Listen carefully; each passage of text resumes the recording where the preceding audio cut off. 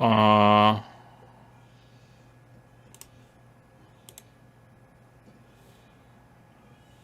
okay. Holy shit. Rasputin went live, like, the exact fucking second that I did, and then it just showed chat and shit, and my name was on it. And I was like, what? Like, that's not my screen. Okay, there we go.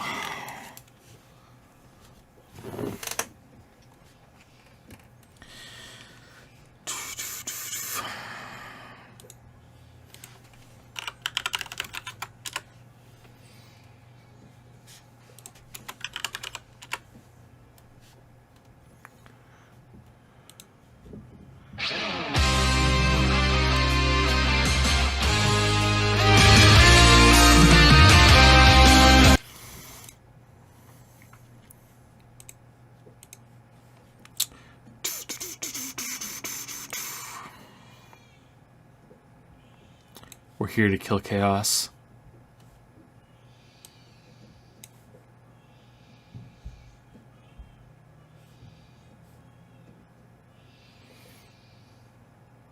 Sorry if you can hear the baby crying. There's nothing we can do. Shit, 1 second.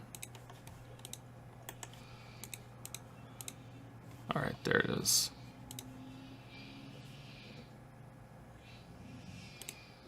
Okay.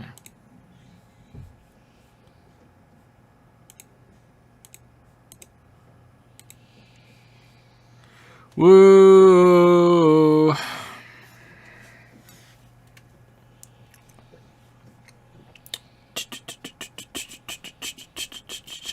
I'm just here for the X game is perfect on the Switch meme. It'd be perfect on the Switch because it's a video game. Announcement this card? Nah. Nah.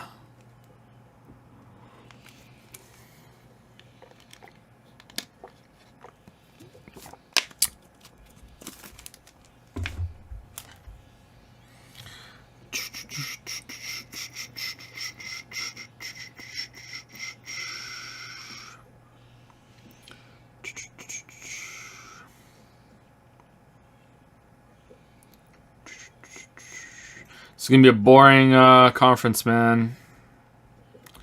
This is gonna be pretty fucking boring. Can't wait to see 10 minutes of fucking Skyward Sword remastered. Oh, here we go!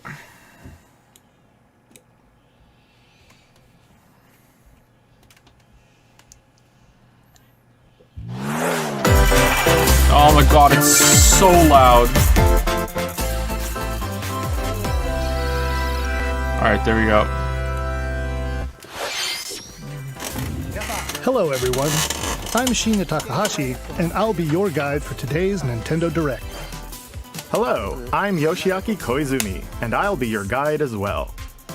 The Nintendo Switch system is now in its 5th year, and many people and you've around had the world two are playing games on it. Nintendo Yeah, Switch is not being made by enjoyed Nintendo, a though. wide range of players spanning all ages and all levels of gaming experience. Thank you all very much.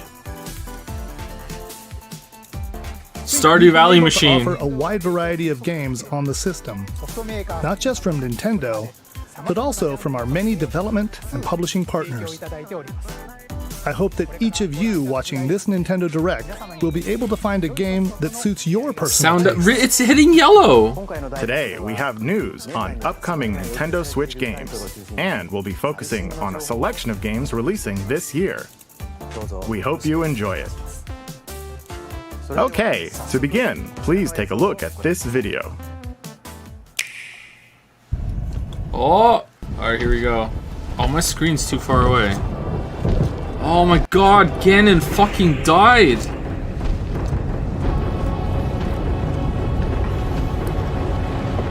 I'm here to kill Ganon.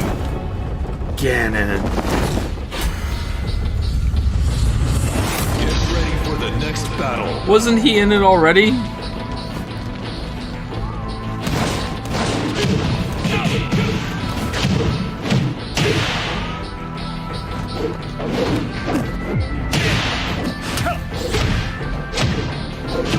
Well, congrats on your Ryu reskin, everybody. Ryu skin.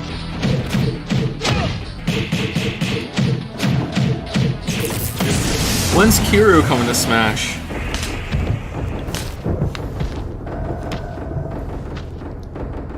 Oh, that's who I main. What the hell? This is dark.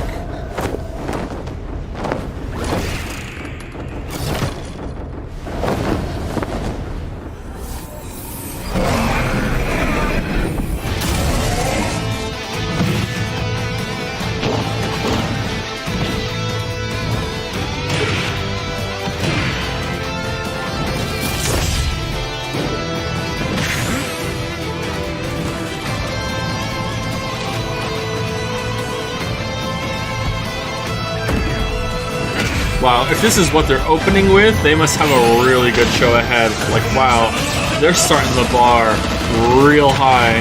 God damn. Demon Tekken Ryuji fucking ripoff? Holy fuck. Alright.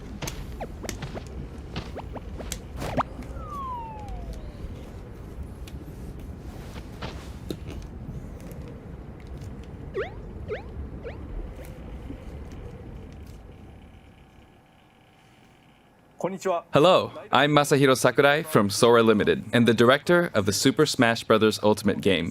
Kazuya Mishima from the fighting game series Tekken will join the battle. Surprise! I'll go over the details at a later date, I'm so please surprised. sit tight. For today, though, we've prepared a short video to showcase Kazuya's moves in Super Smash Bros. Ultimate. Please take a look. I really don't want to. Okay, I guess we are.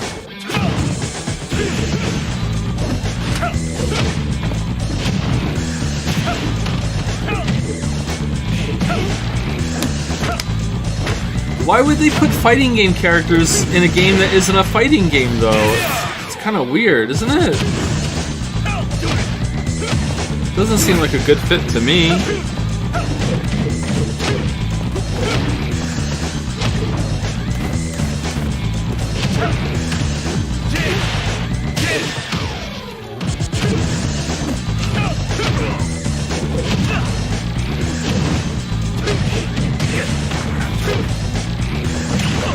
How many Street Fighter characters are in fucking Smash now? Fucking Ryu and Carl? Like seriously, Ganon's getting shit on today. This feels like Tekken. No, it's Super Smash Bros. Ultimate. I'll talk about the fighter more in a future presentation. We still have to record it first, actually. The air date is shown below. Please stay tuned. Alright. Okay, what's next? Thank you, Mr. Sakurai. New fighter Kazuya Where's will join Reggie? the fight in Super Smash Bros. Ultimate. Please look forward to seeing how Kazuya, who has experienced many harsh battles across the Tekken series, will fight in this game. Alright, let's continue with our first batch of Nintendo Switch headlines. Alright, here we go. Is it... What? Your choices matter in these emotional, supernatural tales. Oh my fucking god.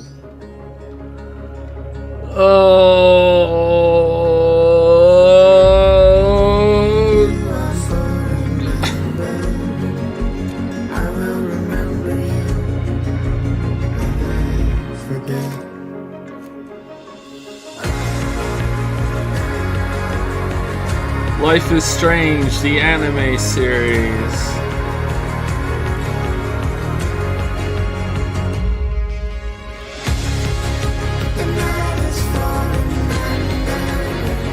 Not a bad art style.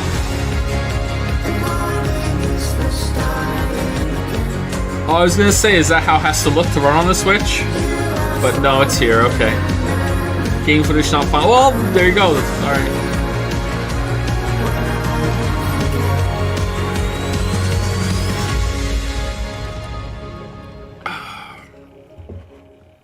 Life is Strange: True Colors launches on Nintendo Switch September 10th. I've been And awake Life is for Strange 14 hours, Remastered chat. Collection comes to Nintendo Switch later this year. Oh!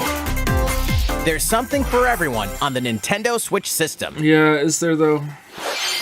You are Star-Lord, leading a legendary Really? band of This heroes can for run on the hire Switch? in this thrilling action-adventure game. Jump on a wild ride across the cosmos, overwhelm opponents with Star-Lord's daring combat style, and encounter iconic and original Marvel characters. You'll call the shots for the unpredictable Guardians as you face cosmic threats to save the galaxy. You got this. Didn't this like have huge FPS drops Marvel's Guardians of on the the Galaxy actual Blast console that it on was running on Nintendo Switch, yesterday? October Like, or the day 26th. before? Like, goddamn. Worms everywhere. In this real-time arena-based shooter, you'll squish your invertebrate opponents in 32-player cross-platform combat, play in daily challenges, Silky battle smooth, modes, 6 and frames per seasonal events second. to worm your More way up worms the than ranks. frames. Alright, this could be fun. Plus, the I like Patchwork worms. Bear outfit, exclusive to the Nintendo Switch version, Oh, now will I have be to get available it. for free for 2 weeks after launch. A new map, Spaceport Showdown, launches with Worms Rumble, wriggling onto Nintendo Switch June 23rd. Get a 25% discount when you pre-order the game starting today on Nintendo eShop. Did you have a shopping cart The yet? fantastical realm of Orcanon awaits. As you explore this fully hand-painted world, Well, that looks you'll like 14 customize a team Sentinels. of demigods and unleash devastating attacks and captivating turn-based That's combat. never mind. Okay.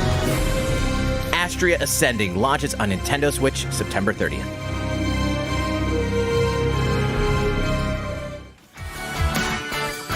Return to the funny, charming, and quirky world of 2 Point County. In the wholesome management sim 2 Point Campus, you'll build and run your very own university the way you want it. Lots of creative tools are at your disposal to make the school yours and take your educational empire to the next level. Enrollment Can I make for 2 Point Greendale? Campus starts on Nintendo Switch next year. Can I give a dog a degree? A beloved series rolls into its 20th anniversary this year. Oh shit, Pikmin! Alright, here we go.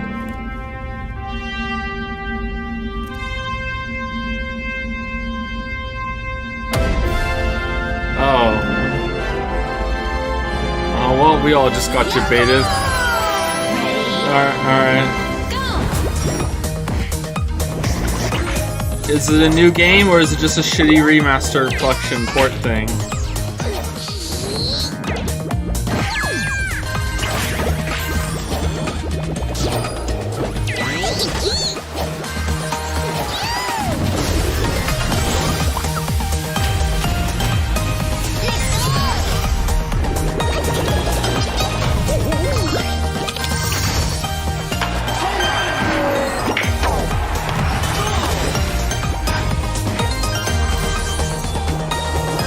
I didn't play these. I think they're fun.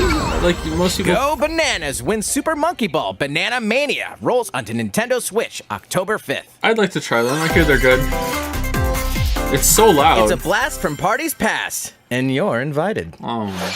Ready for another round of Mario Party mayhem? Of course you are. Never It's played a Mario superstar Party. collection of Mario Party boards and minigames. Live it up on 5 classic boards from the Nintendo 64 era, including Peach's Birthday Cake and Spaceland. Each board is packed with zany events guaranteed to keep you on your toes. And when we say zany, we mean it. Jump, connect blocks, I'm here to kill Zany. and give facelifts? In hilarious over-the-top minigames, all of which support button controls. With 100 minigames from the Mario Party series catalog, you'll have a blast in this all-star fun fest. Wow, that's a Here's lot. a little party favor. All game modes work with online play. Even if you're partying solo, you can randomly match with other partygoers worldwide. Playing a board game online with friends? Save your progress mid-game, grab a snack, then resume the festivities. Stickers are also available to communicate with others. It's time to partay in Mario Party Superstars, launching on the Nintendo Switch system October 29th. Pre-orders begin today on Nintendo eShop. It's not looking good for Metroid, everybody. What did you think? Before we show this next trailer, I'd like to say one thing. Currently, we're working hard on the latest game in the Metroid Prime series, Metroid Prime 4, which we previously announced. But today, we'd like to introduce another new entry in the Metroid franchise. Please take a look.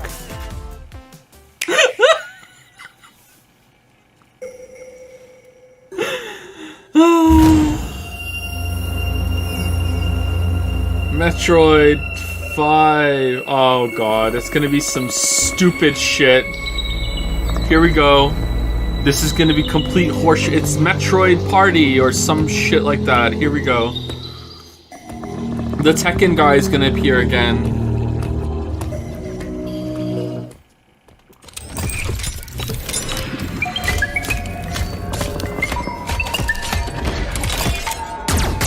It's GLaDOS, the crossover that you never knew you wanted.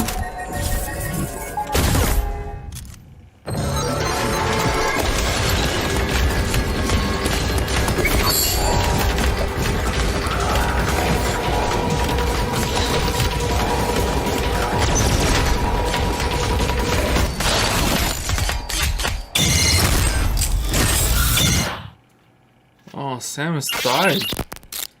Metroid Dread. Why was there a 5? I was wrong. I was wrong.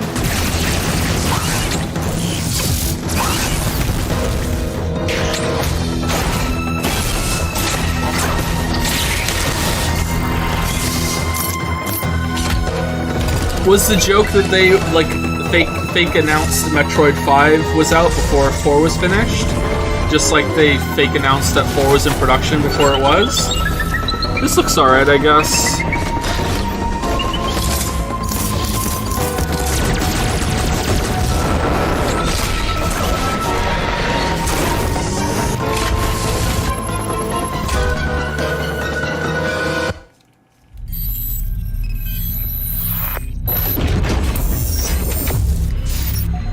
Metroid Dread. Okay. Looks like it's in the same kind of style as whatever the fuck it was, the one they remade 2. That was the trailer for the first new 2D Metroid game in roughly 19 years, the brand new Metroid Dread game. As the name Dread implies, this is a Metroid game with a new feel, showcasing a variety of threats that Samus will encounter. It's scheduled to be released on October 8th, so it won't be too long until launch. On that same day, we'll also be releasing amiibo figures for Samus and the Emmy, the robot seen in the video. Let's move on to more Nintendo Switch headlines. They'll be friends by the end of the game, right? For sure. These familiar franchises are back on Nintendo Switch. Alright, with new games or just shitty ports? Get ready to get down in the latest Just Dance game.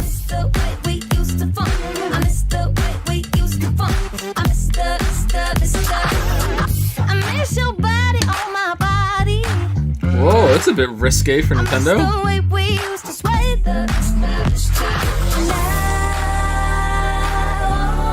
Hit the dance floor in Just Dance 2022, launching on Nintendo Switch November 4th. The arcade smash hit Cruisin' Blast is speeding onto Nintendo Switch. Blast your way through nearly 30 over-the-top tracks. Up to 4 players can race together, so pick your favorite vehicle and hit the road. Cruisin' Blast launches as a console exclusive on Nintendo Switch this fall. It's the ultimate Dragon Ball Z experience. Relive the story of Goku and other Z fighters through 4 sagas in this action RPG. Saiyan, protect the Earth from an invasion by Vegeta and Nappa. Frieza, take a stand against the Goku evil can Emperor. fly, but he also Cell, rides on battle a the cloud? androids in a fight to the death. Majin Buu, an epic showdown with the most fearsome foe. Along with the main story, you can explore the vast world of Dragon Ball Z. Hey, why not help out the locals? Or collect ingredients for delicious meals. You could always train to acquire new skills, too. There are lots of things to keep you busy. The boss battle episodes, A New Power Awakens Parts 1 and 2 is also included. It's like flying like walking, Dragon but Ball Z Kakarot. the cloud Plus, is a like new a Power car. Awakens set punches its way onto Nintendo Switch September 24th. I'm feeling kind of tired today. I'm going to take the cloud. Grab a golf club and get ready to tee off. The Mario Golf Super Rush game launches soon.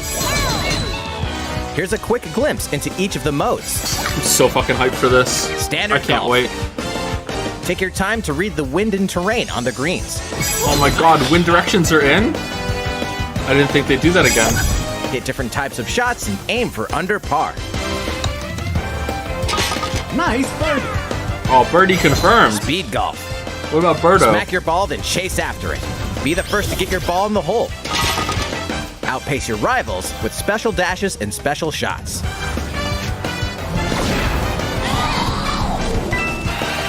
Battle golf. Duke it out over 9 flag-marked holes in an obstacle-filled arena. Capture 3 flags to win. Golf adventure. Go from rookie to pro with your Mii character. The golfing challenges that await may surprise you. And here's some news. Free updates are planned for future release, including additional courses and playable characters. The fairway's almost open, so set your tee time and get ready to ace those shots in Mario Golf Super Rush, swinging onto the Nintendo Switch system June 25th. Pre-orders are available now on Nintendo eShop. That's really soon. Ready for the ride of a lifetime? Welcome to the vast and vibrant world of Monster Hunter.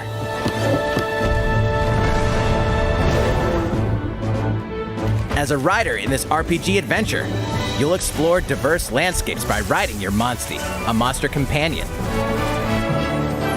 Gather materials such as honey and ore, then use them to craft items for your journey. But beware of the many monsters roaming about. Some are docile, but others may suddenly ambush you. Is it turn-based? To fight, you'll team up with your Oh Monstie my and use weapons God. and skills to overwhelm enemy monsters I in was turn-based kidding. battles. Win, and you'll be rewarded with their materials, which can be forged into new weapons and armor.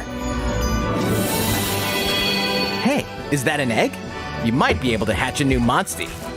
Incredibly powerful Monsties can also hatch from rare eggs. Need more traveling buddies? Join up with friends for co-op multiplayer quests and battles. Buckle up, Ryder. It's going to be a real monster of an adventure. Monster Hunter Stories 2 Wings of Ruin soars onto Nintendo Switch July 9th. Chaos. You can play the free demo on June 25th and carry over your save data to the full game. That's cool. The demo carries over. I like that. Here's a new game from the head of a certain company. All right. Did you miss me? Hey, what do you mean? Who am I? It's a me, Wario. And it's finally ready. A brand new game from my company. Check it out. You get to control me. Time to do this. Look at me go. What rats? Check out these. Always found these games They a little came back, unsettling. and they have wonderful new talents. Throw that stick thing. Not so bad. Use the spinny whatchamacallit. Ha! Nailed it. Same micro game, different abilities. Wah! I almost forgot some big news. 2 people can play together at the same time. Oh my god. So play nice, or else. Eh? Not nice. All right, So it's you. Yes, Wario you, Party? the one watching this. Better get ready for some micro game mayhem. right. The When does- WarioWare Get It Together game launches exclusively When does on the Nintendo Waluigi Switch get his system own September game? 10th. Pre-orders begin today on Nintendo eShop.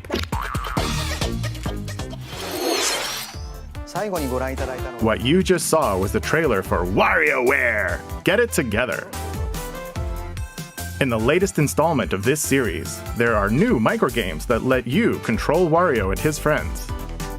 There is also a 2-player co-op mode, which greatly expands the gameplay. It's releasing in the near future, so stay tuned. Next, No please release take a date for look that at one. this. Needs a bit more time. Okay. Alright. As a high school student living in Tokyo, your life is fairly normal. Huh. Oh, I know what this is. But that reality is upended after you get pulled Oh, there's into a 5. different dimension. Yep.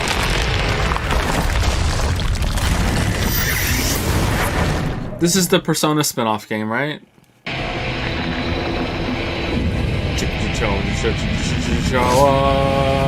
Another Tokyo exists. A post-apocalyptic world where angels and demons reside. Alright, I'm in. Suddenly, you fuse with a mysterious figure, gaining the power to fight demons. What lies ahead in this alternate realm?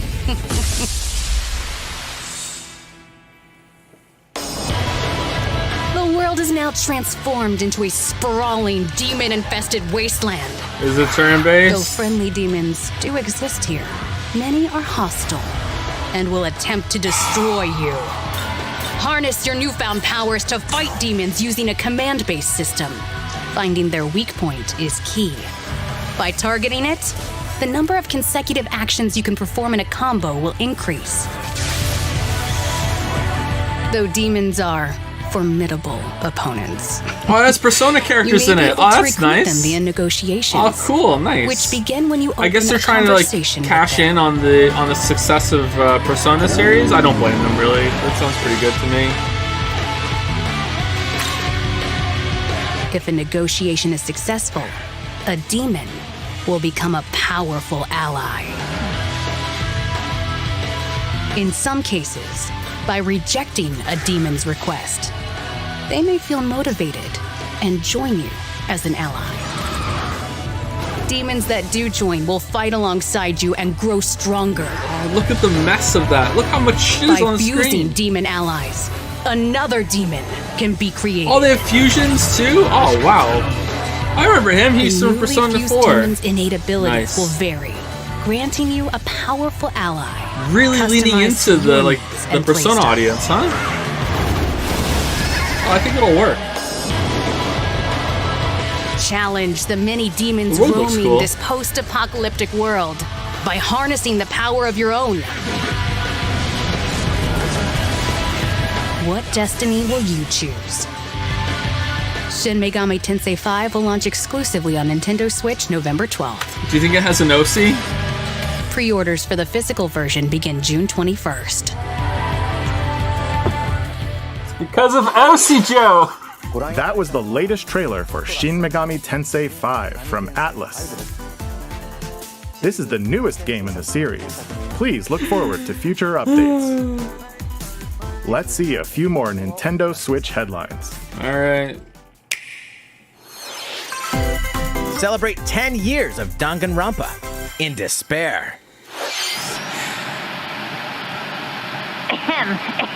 Testing. Mic check 1, 2. This is a test of the school broadcast system.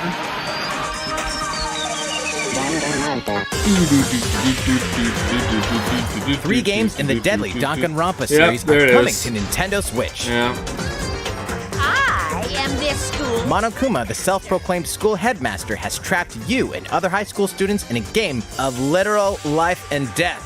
Unfortunately, the only way out of the school and this lethal game is to betray the other students. And so it begins. A body has been discovered. When a student meets their demise, a class trial will take place to reveal the culprit. You're the culprit, aren't you, Mia? That feel when there will never be a Danganronpa 4. body there. Use the evidence you've gathered to refute contradictions and Never, find the guilty ever. party. Sneak attack. No, it's wrong. No, that's wrong!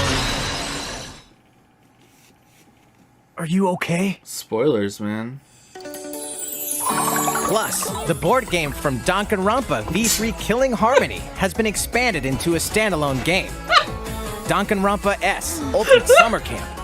An all-star cast of characters from the Danganronpa series will come together to battle at a tropical resort. Who's the strongest of them all in this ultimate beach brawl? The Is it four-game collection turn-based? Danganronpa Decadence launches as a physical exclusive on Nintendo Switch later this year. All 4 games will also be individually available on Nintendo eShop. Wow, now we have to play it. We hope you're not afraid of ghosts. Fatal Frame. Maiden of Blackwater.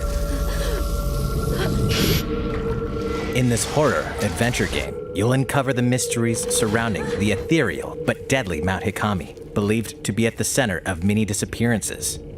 Ghosts frequent this mountain. Your only defense is a camera that can repel and cast them out.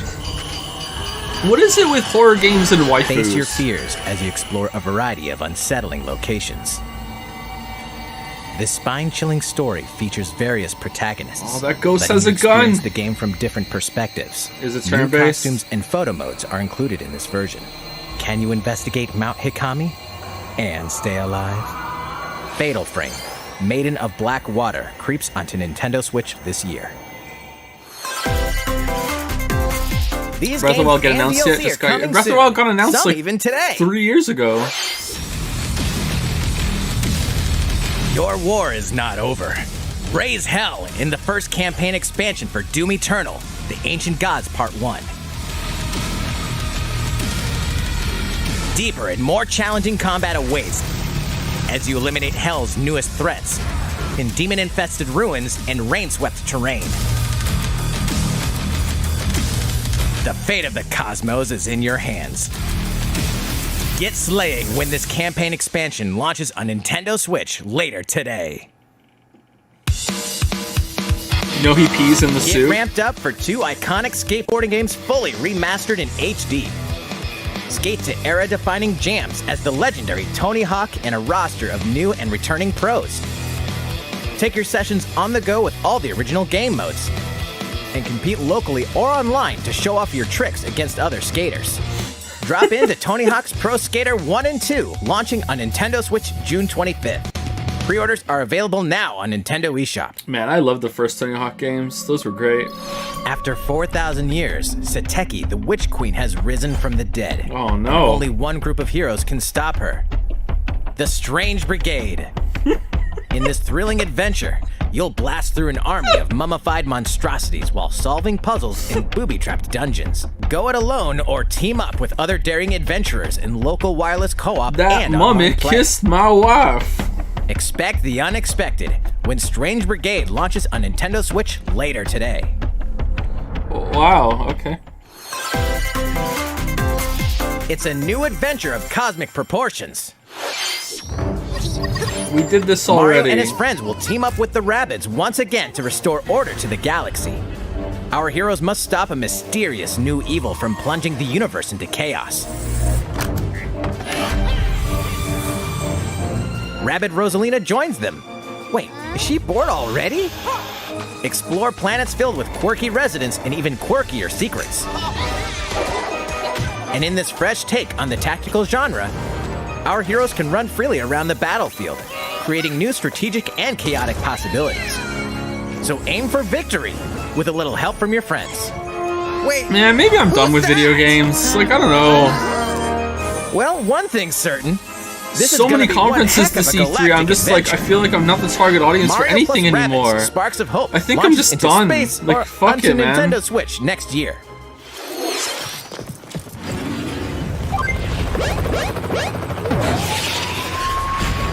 Oh no, not the Orange Star Nation.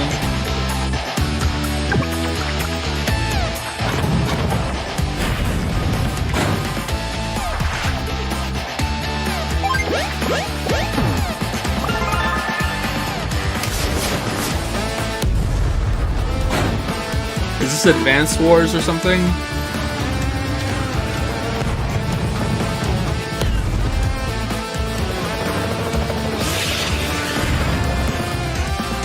Is it another remake though?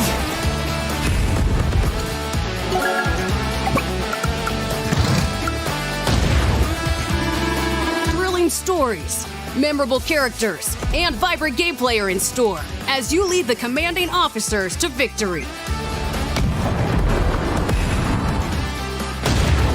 Play the first 2 Advance Wars campaigns in Advance Wars 1+2 Reboot Camp, marching on to Whoa. Nintendo Switch this holiday. Pre-orders begin today Or on you could Nintendo play that eShop. that indie game that we played that time How on is stream. It everything? had the bag character. That was good. All right. This next segment will be our last announcement of the day. Oh, great. Please take a look. That didn't take long.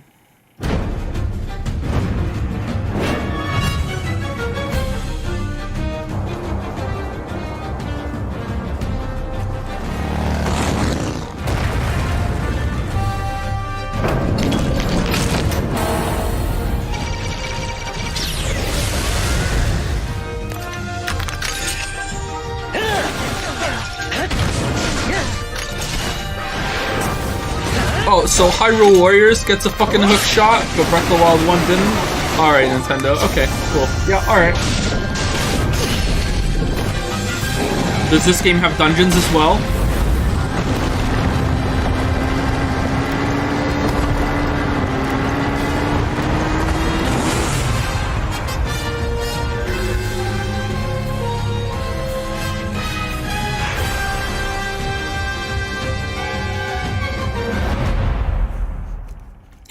Is that really it? Oh.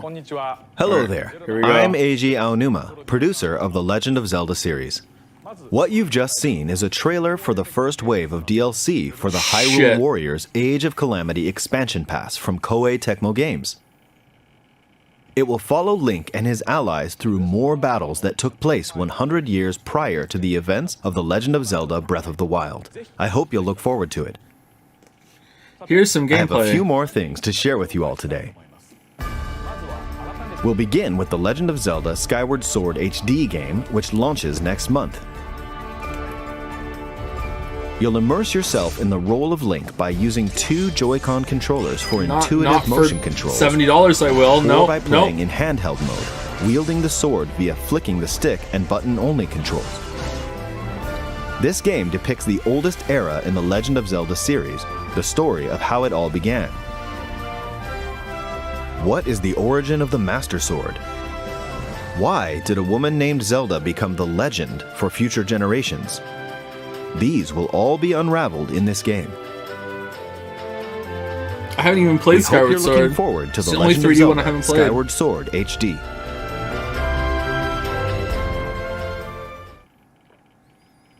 Next up. Here's a little something you might like. This is a Game & Watch system that lets you play 3 games in the Legend of Zelda series. Is it one of the Breath of This the Wild year, 2? the original Legend of Zelda game reaches its 35th anniversary. While we don't have any campaigns or other Nintendo Switch games planned, we've been working on this Game & Watch system as a special item to help mark the occasion and reflect fondly on the earliest days of the Legend of Zelda. It will come with the first game in the series, The Legend of Zelda, Zelda 2, The Adventure of Link, Zelda 2 is underrated. It's a good and the game. Game Boy version of The Legend of Zelda Link's Awakening game, as well as a special version of the Game & Watch title Vermin, starring Link as the playable character. What? So that's 4 games on one system. There was a Game from & Watch longer Zelda Legend of game. Zelda Why isn't games that to the on it? pick up and play I have game it. Vermin. It's around here some. What? In addition, regarding the watch functionality for the Game & Watch system, we've added a playable clock based on The Legend of Zelda, and an interactive timer themed after Zelda 2, The Adventure of Link. You can play with both of them by taking control of Link. We hope you'll enjoy playing this Game & Watch system whenever and wherever you'd like. Nope. I'm good. All right, here's the last thing we have to show you. Okay, Breath of the Wild 2. This is the sequel to The Legend of Zelda Breath of the Wild. Yay. 2 years have passed since we first announced this game, and we've been unable to share anything with you in that time. And that doesn't However, change today. development has been steadily progressing. For today, we've prepared some new footage to show a bit more of the game. Please take a look.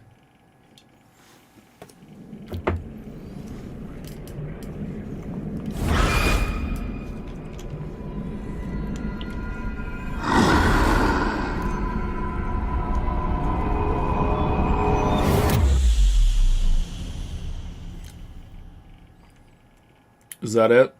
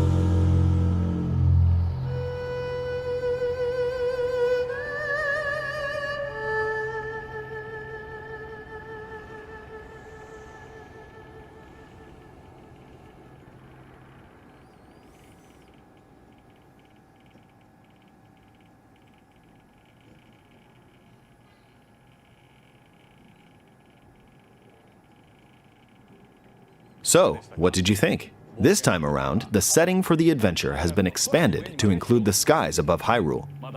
We'd like to ask you to wait a bit longer. We're aiming for a 2022 release, so I hope you'll look forward to it. That's getting delayed. How was that? That's all for this Nintendo Direct. We are diligently continuing development on a number of other games we didn't show today. I hope you'll continue looking forward to what's in store on Nintendo Switch. Thank you for watching.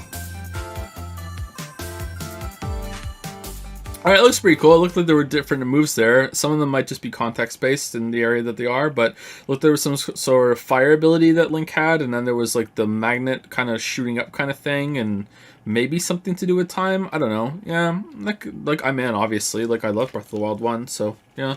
Hi, everyone. I'm Doug Bowser from Nintendo of America, and I'm here with Nate Bildorf, who leads our Treehouse team.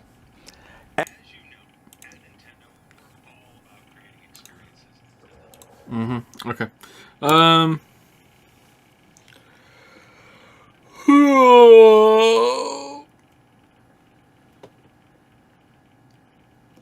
Thoughts? Well, it was cool to see Breath of the Wild 2. I was starting to think that they wouldn't do it. I know this is going to sound weird coming from me, but I was really hoping for a new Mario announcement.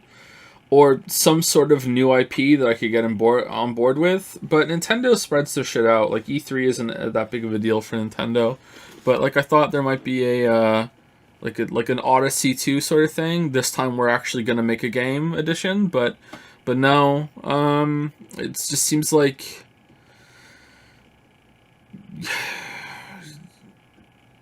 I don't know. I feel like Nintendo consoles lately, you're just going to get, like, maybe 3 good games out of them, you know, like I'm not good saying that they only make 3 games per console. It's just that depending on what your tastes are, it's very unlikely, unless you're like a full Nintendo fanboy drone, that you're going to enjoy every game that Nintendo makes. So every console is like just a 2 to 3 game machine for you. And then just playing third-party games on them is just a waste of time. This time Switch is better because it's portable at least, so it's kind of like a portable indie machine, so it did have a lot more value. Like, even I used the Switch before the kids broke it. My Switch got broken as like a portable indie machine. Like, if I wasn't like a critic, I think my policy going forward would be I would only buy every second Nintendo console, and then they just port all their games and shit to the next one usually, and I would just skip a generation, and then just to save money or whatever, and to save space. Like, it just doesn't seem worth it anymore to buy the consoles every single time when they just don't make enough games. And I thought, like, this isn't anything new. Like, the N64 only had Mario 64, and the GameCube only had Sunshine, and we had Galaxy 1 and 2, and that was cool. But, you know, this is how it is pretty much when it comes to, like, their 2 big series, which is the 3D Mario games and the 3D Zelda games. That seems to be what people get most excited for. It's just that I thought that as we went on, that they would fix this problem and we would get more of the main games per console. But it seems like this is just how it is, and it's like, okay, well, that's disappointing, and it just seems like a waste. But anyway, yeah, it looks good. Breath of the Wild looks good. Breath of the Wild 2 looks good. Just as I said, like, the Switch is 5 years old now, so yeah. Why would that happen? Development times only went up. Yeah, but their profits have also gone up, like, big time too. Like, Nintendo is a much bigger company now than it was back in the Super Nintendo and 64 days. Like, I know money just doesn't solve everything, but, you know, with investment over a long time from the N64 days till now, especially with the runaway success of the Wii, that I thought they would have more development teams, like, concurrently working on these games, so you could have multiple ones. There was something like, I remember, I think it was during the Wii, when the Wii had its big content drought, that Nintendo said something quite frankly about how it takes 3 years for them to make these games, and like some journalist said in response to that, so then where are the games that you started 3 years ago? And it's very clear that they just have, okay, we did that game, now we work on the next one, instead of having teams concurrently work on them. And maybe that's just an unrealistic expectation, and it's just not financially a good thing for them, because like people will still buy them anyway. But as someone who enjoys their games, I just wish that there was more staggered or layered releases of their big titles, you know? If they were constantly releasing stuff like, if they had a few more IPs, and like Metroid was a more regular kind of thing that they were releasing, and they didn't just fucking lie about Metroid Prime 4 being in production. And they had like if Pikmin was actually a thing that they did, or F-Zero was more of a thing, and like they have Smash, and Smash is pretty cool, I guess. And Mario Kart is pretty cool too. But have they had a Mario Kart for the Switch, or was it just a port of the Wii U one? I can't remember. Like if they had a few more series like that, because again, like I said, not everyone is going to, or most people are not going to enjoy every single series that Nintendo puts out that is like a main series from them, right? So if they had like maybe, I don't know, as many as, and this is gonna sound extreme, but maybe like 5 to 10 more that they did, like Splatoon, that sort of thing, then I think there's a higher chance of the consoles being worth it. It'd be like, oh, okay, cool, so there's gonna be one Mario game and one Zelda game, but there's also gonna be one Metroid game and one fucking Pikmin game and one other game, you know, but they don't. Like it's like they just pick and choose what's going on. And I can respect that they don't think that there's any room for an F-Zero game because they don't really know what to do with it, but I don't know, I don't see much creativity coming from Nintendo lately. Like Hyrule Warriors doesn't really interest me, and that's not even like a main thing, right? I don't know. I'm just kind of riffing here, sorry. The Mario Kart ports still cost $60. Yeah, and they're just still ridiculously expensive because they're the Disney of video games. Like I was gonna make the joke, you know, I'm not buying Skyward Sword, I'll just wait for it to go on sale. Ha ha ha. You know, by the time it goes on sale it'll be porting to the next current machine that just came out in 2035, you know? Like that's when it's gonna go on sale.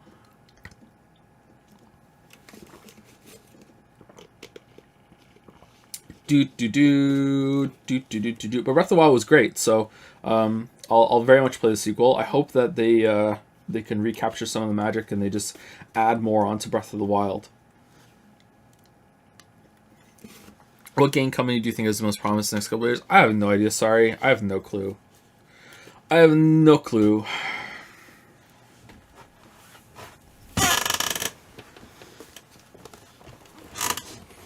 CD Projekt Red, Chaos. I really like Fire Emblem Three Houses, Breath of the Wild, and Smash. That's kind of, yeah, I forgot about Fire Emblem. Fire Emblem's another one, yeah. So maybe they do have enough, and I'm just like out of touch with Nintendo. If we added up all their big major serious franchises that they have, how many would we get to? Just off the top of my head, okay, we have Mario, Zelda, Fire Emblem, Mario Kart, Smash, Pikmin, Metroid, Kirby. Is there a Donkey Kong game coming? Donkey Kong, Pokemon. I have Pokemon 10. Animal Crossing. We're up to 11. Is Mario Party one of them? Xenoblade, Mario Party, Bomberman. Yoshi. Yeah, Yoshi's up there. I enjoyed Yoshi's Crafted World, but I only enjoyed that because I'm a dad and I got to play it with the kids. Monster Hunter? I don't think... Monster Hunter was before, right? But now it's kind of branching out. Thoughts on Bayonetta 3? It's quickly becoming more left behind than Prime 4 with not even a mention. Bayonetta 3 and Prime 4... I'm being 100% serious when I say this. Bayonetta 3 and Metroid Prime 4 were just a twinkle in Nintendo's eye when those announcements were made. They were made purely to push sales. They debated us all. Look how many cool games we're gonna have on our new console. It's a really secure buy. Please buy it. Please buy it. Please buy it. Look, it's not just gonna be Nintendo Odyssey and Breath of the Wild. We promise. Please get it.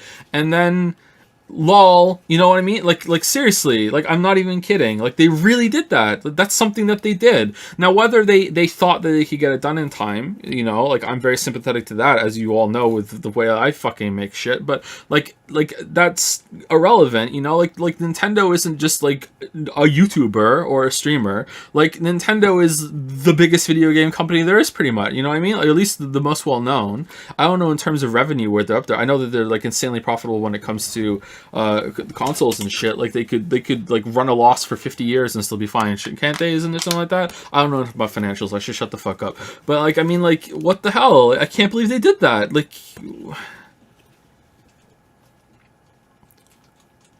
I think that's fair, but Prime 4 restarted its development midway through a new studio. See, that's what I mean. I don't think it was anywhere in development when the first announcement was made. I believe them that they started making it after that announcement, and they were like, "Oh shit," and then they restarted. I believe that for sure. But like, I think that when they made Metroid Prime 4 announcement, that was all they had. You know, like it was just, we should probably do that and throw it out there, and it'll sell consoles, and I bet you it did. They're also super out there with consoles, so they end up losing all the money that they made last gen. What do you mean? Are you responding to me, or are you responding to someone else? Isn't Nintendo the only console company that actually makes a profit off of their hardware sales? Doesn't Sony and Xbox take a loss on every console they sell, but Nintendo makes profit? Maybe not with the Switch. I don't know. Maybe for the Joy-Con drift. I don't even want to tell you how many Joy-Cons we've gone through in this house. I don't even want to tell you. Like, the kids have Switch Lites, and I'm just so scared of the drift happening on the Switch Lite. Like, fucking hell. Oh... Microsoft and Sony have other products to rely on sales with. Oh yeah, sure, but that's a whole other conversation, right? Right now we're talking about the profitability of just like the hardware, and the games. Sony made a profit at the end of it. So yeah, I don't doubt it. They're still around, yeah, but I'm sure whatever cut that Sony gets off of every game that's sold for their console, Nintendo gets as much, if not more.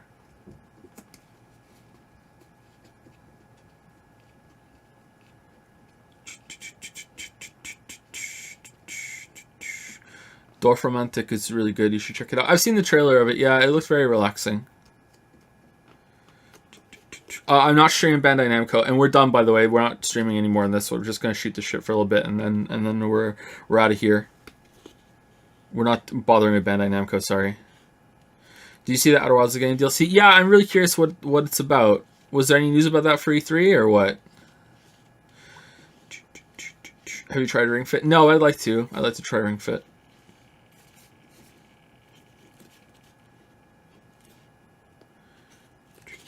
Is the Witcher 3 video coming anytime soon? There'll be a Cyberpunk video first.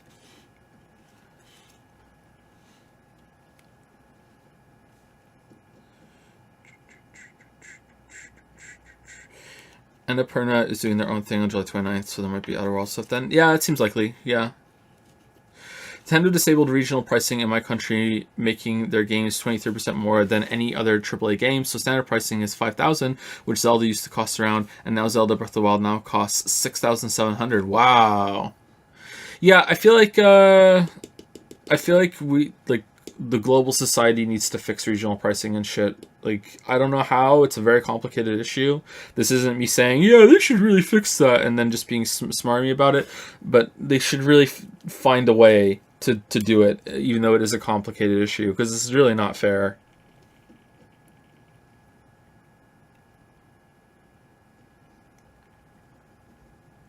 Even Canada suffers from it. Like, our minimum wage is a lot higher than the US, so you know, relative to the currency and everything. So it makes sense that we would have to spend more for games, I think. But at the same time, like holy fuck, as the Canadian dollar gets closer to parity with the US, at one point it was at parity. You know, it's gone down there a couple times. Like the game prices don't change. You know what I mean? Like Canada gets kind of soaked a bit compared to the prices in the US.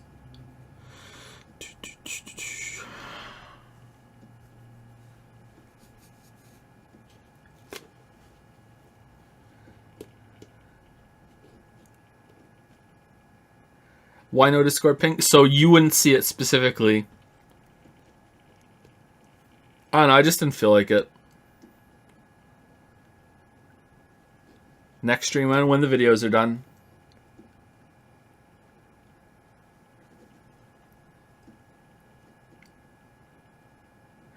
Do you watch any political YouTuber streamers? If so, who do you like the most? I mean, the only person I think that would qualify for a political YouTuber that I watch would probably be H-Bomber Guy, but I don't always watch his political videos. Sometimes I just watch his video game videos, but I don't watch a lot of YouTube at all lately, so like I'm behind on like watching people.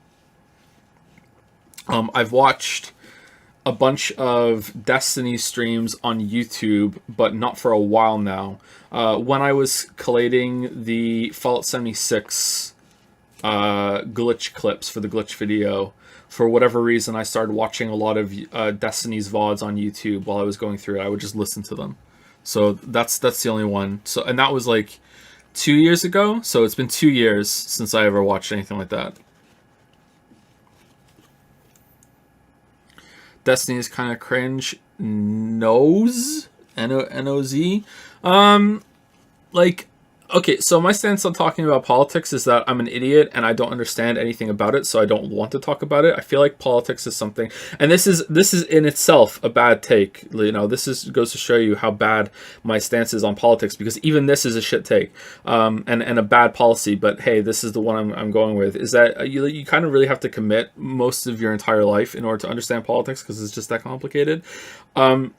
So like, watching Destiny, like there are some times where I just listen to what he says and I'm like, what? But I like how Destiny thinks and argues. You know, he's usually very logical and very rational, with X follows Y follows Z, therefore A, B, C, you know. And there's been quite a few times where I've watched him debate someone who isn't another big YouTuber or streamer. Usually it's when the people who it's the people who are just starting out, or are just like some people in the audience that want to talk to him, and there's this actual discussion. Like it's like seeing a unicorn when there's actual discussion, when you can actually hear someone, sometimes it's Destiny, sometimes it's the person he's talking to, actually say, oh, you're right, I concede that point, let's move on to the next point. Do you understand how rare that is? Do you understand how fucking rare it is for someone in an online discussion to be like, oh yeah, I concede that point? Like, what the fuck?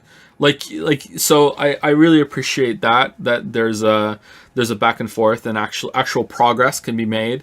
But when it comes to like when he has someone on that is very established, and it just becomes my chat versus your chat, and it's like watching a movie, Destiny, like debating these people. It's like you could probably time like the Inception theme to Destiny's thing, where for the first like 20 minutes it's bum bum bum bum bum bum bum bum, and then the guest he has on says something phenomenally stupid, and Destiny goes bruh, and he just gets really fucking mad, and then he just goes and that's it, you know what I mean? And that's like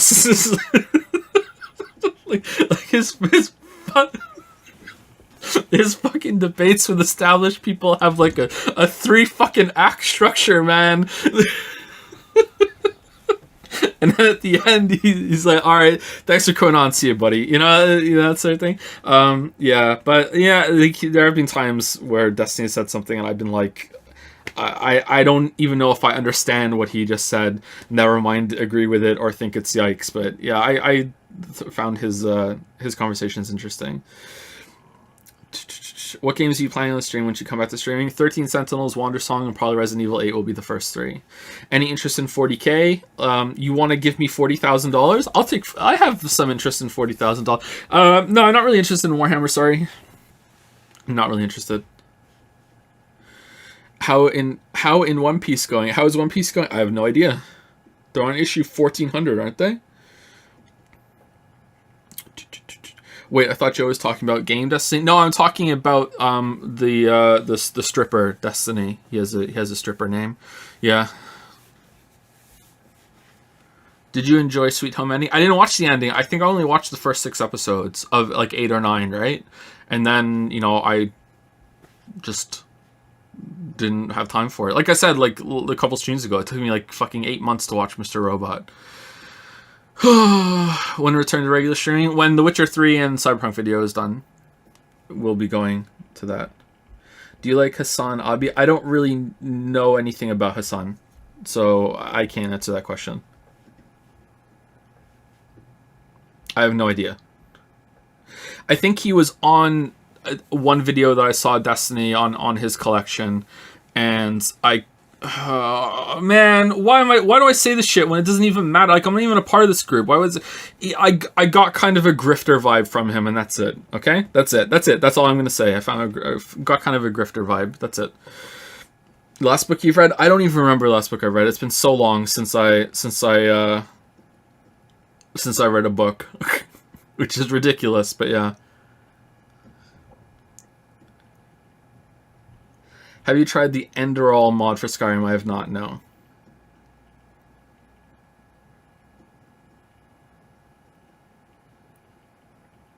Will you include criticism of gameplay in Cyberpunk game? Oh, it's a full video now, yeah. It's not like on the same level as a lot of the other critiques, because it is still focused on the state that it wasn't when it launched. That's actually probably going to be the title.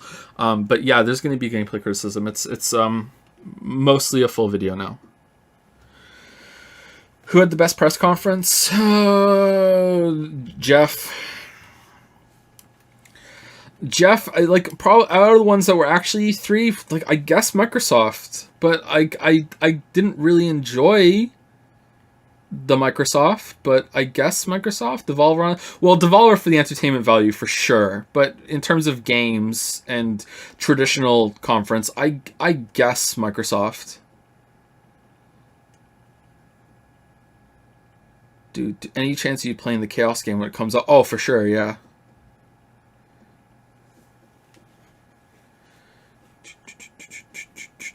Hassan is awesome. I watch him all the time. I've enjoyed his content a lot more than the more recent Destiny content for sure.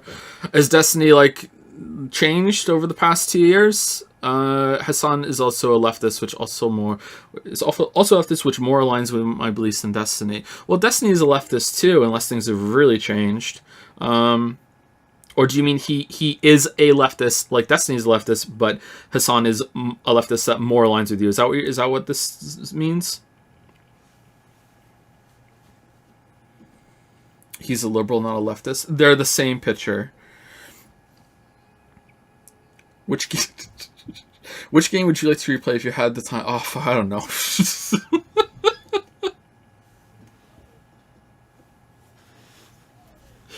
I have no idea.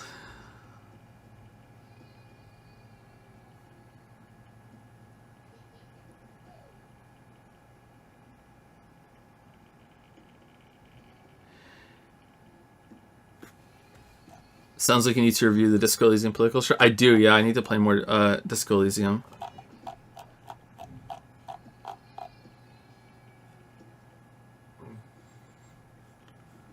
Destiny identifies as an omni-liberal last time I checked, which isn't exactly leftist. What the fuck is an omni-liberal?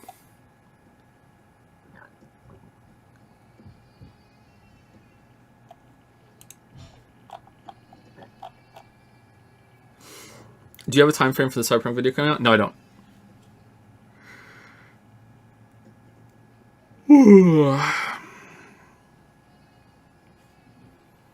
In America, liberalism is center, socialism is far left, welfare state regular left. In Canada, liberal is on the left, but maybe Canada liberal means something different than America liberal. Words are hard. Although the NDP is probably more further left than the liberals, I think.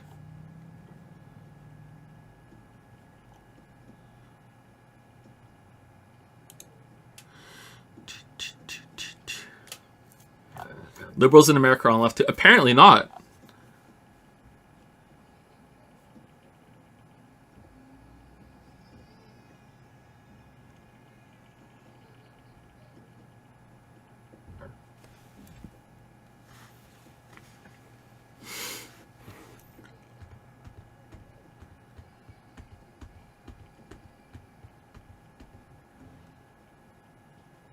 Do you like the new Jim Sterling vids? I can't remember the last time I watched a Jim Sterling vid, sorry. So, the answer is no, because I haven't seen them.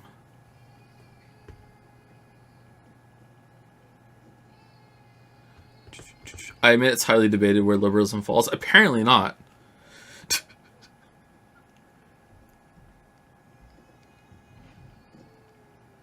What studio company do you think has made the best games the last 5 years? Well, I really like From's games, obviously. Last 5 years. Yeah, probably From. Like, everything else I'm thinking right now has only made one game, or there was only one good game from them. Like Nintendo makes good games, obviously, but the last 5 years it's been Breath of the Wild, and that's it, you know? Probably From. Santa Monica Studios. Well, they've only made God of War, right? Like, that I've played. It's just one.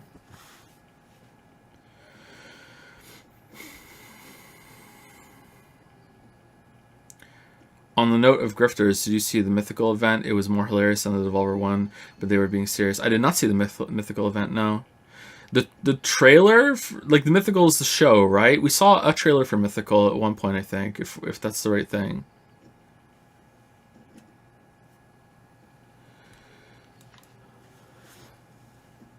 Insomniac? What has Insomniac made in the past 5 years?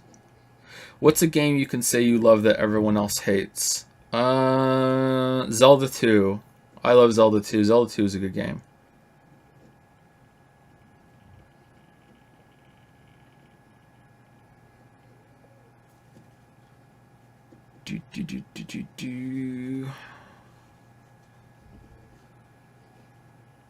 Did you finish Zelda 2? I couldn't. I did finish it, actually. I think I finished it twice. Once when I was a kid, when I was first playing it. But, like, I didn't finish it when I first started playing it, when I was, like, 5 or whatever. But later on, still in my childhood, I beat it.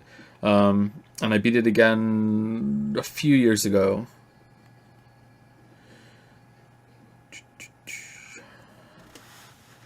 Dinging around with the board game stream? Maybe. I don't know. Could you explain more about your thoughts on Hades? I felt the roguelike elements were very lacking. Alright, so I've played Hades a bunch since it was fully released. I've beaten it, like, gotten to the last boss and beaten the last boss a few times. Apparently this isn't good enough for beating it, according to some people. Like, I still need to beat it a bunch more to see some of the narrative ending, even though I don't give a fuck about the narrative, because it didn't really engage me at all. Like, some of the characters and dialogue are great, but, like, in terms of narrative, it's like, okay, whatever. So I don't know how many runs I've done of Hades or anything like that, but it just lacks variety, man. Like, it just doesn't have enough enemy variety, and it doesn't have enough environment variety, and it doesn't have enough boss variety, especially. That's it. It's still a good game. I like it. I like the core combat in the game. I like some of the run variety with the different weapons. I like the heat system, so you can have challenges to bump it up for yourself. But having each area end with pretty much the same boss, I know there are variations, and I know it does get switched up the more you play it, and I've seen some of those, but it's pretty much the same boss every time. And the way that it's structured, the order of those areas, even after a while, starts to get grating, even though that's pretty standard for roguelikes. I don't know why it annoys me in Hades, but it doesn't really annoy me in Gungeon. Maybe because Gungeon has, like, the optional floors you can go down to if you feel like extending the run or not. I don't know. Also, I really do not like the last two zones. Like, the first two zones are pretty good, but then the third zone, I don't like the enemies in that zone, so it's kind of like, eh. And also feels very similar to the first zone in terms of room layouts and stuff, excuse me. And then the fourth area is just the worst area, going through those little narrow sewer kind of gauntlets that you don't have to do all of them, I guess, so there's your optional stuff, but, you know, you're incentivized to do it. I don't really like that area. So yeah, those would be my main criticisms for Hades. Just not enough variety, especially in the bosses. Maybe with the weapons it gets more in depth, but I also found that no matter what weapon you pick, there are power-ups, and especially with the hammers that give you different moves and everything, that it's very easy for, even with different weapons, to have a run that feels very similar, because there's just there's only so much you can do with those kind of weapons, because it's the same kind of interaction. So there's been times where I had, like, a certain weapon, and then I switch over to the other one, and because of the power-ups and the run I was having, it ended up feeling very similar to the first run. I hope that makes sense. So yeah, just as much as I like like the game, and it's gorgeous. Like the art is gorgeous. Like it just looks great. There is like a stunning amount of dialogue written and recorded for that game. Like there's so much unique lines that you can find and everything. I don't even think I saw anything repeated like that.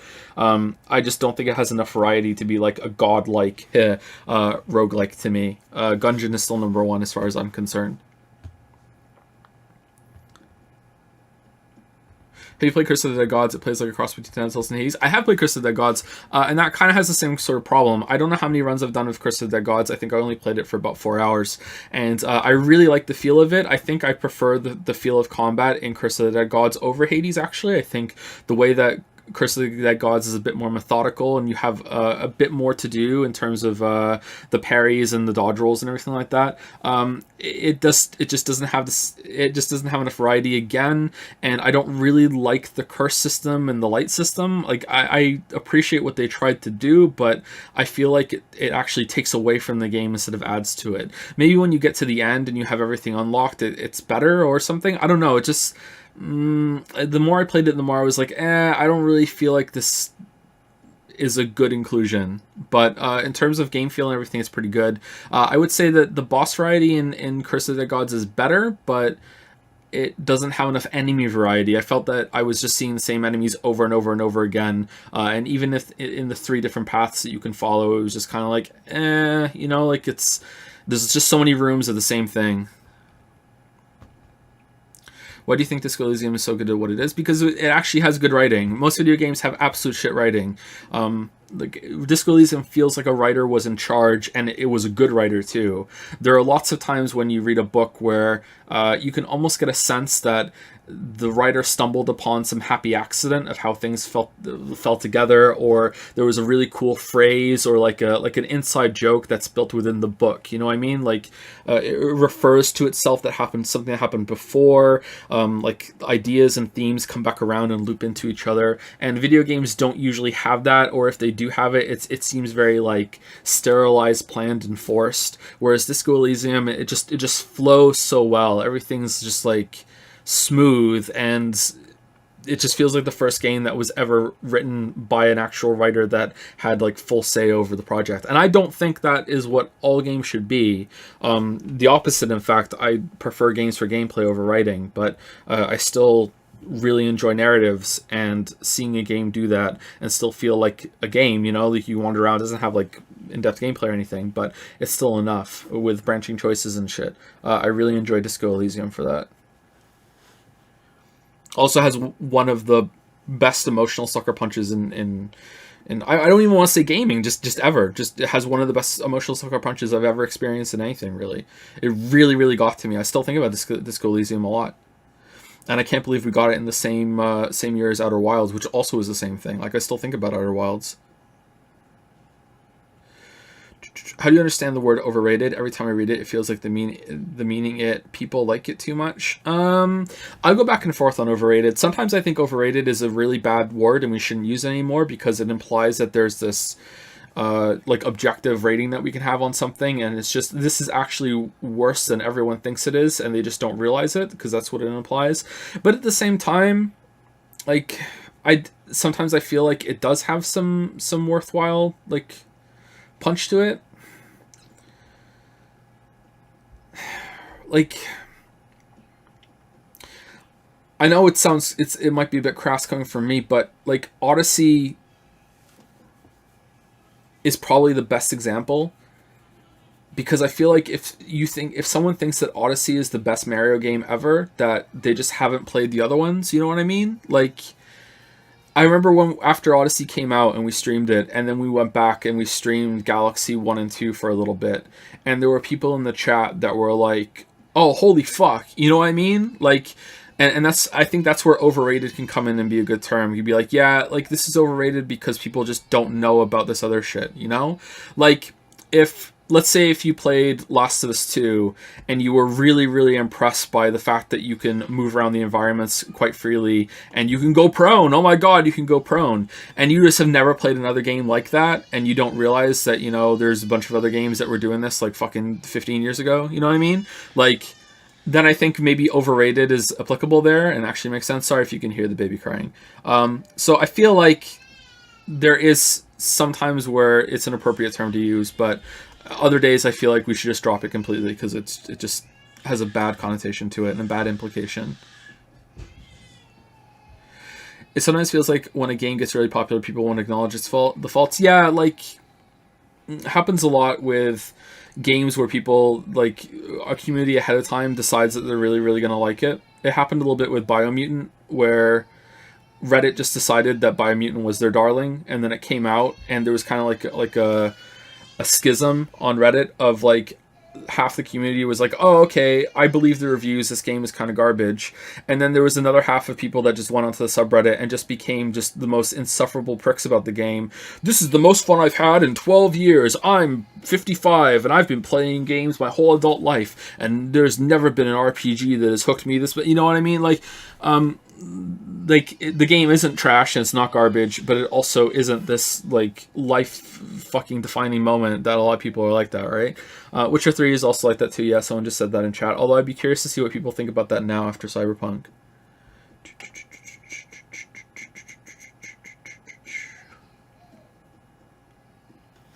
Speaking, baby, how have you and Lily and the kids been doing recently? We're doing great. We're doing great. Not getting much sleep, obviously, but yeah, we're doing great. Just tired. What's your take on Red Dead Redemption 2? I only played if you go and watch my stream, that's all I've ever played of Red Dead Redemption 2. I should have played the whole thing, though, because it's an important game. There's lots of games like that I should play, but there's no time. It's the problem with being a video game critic, and I assume the same with being a video game journalist. Not a video game reviewer, though, they don't play games. Is that it just takes so long to keep current.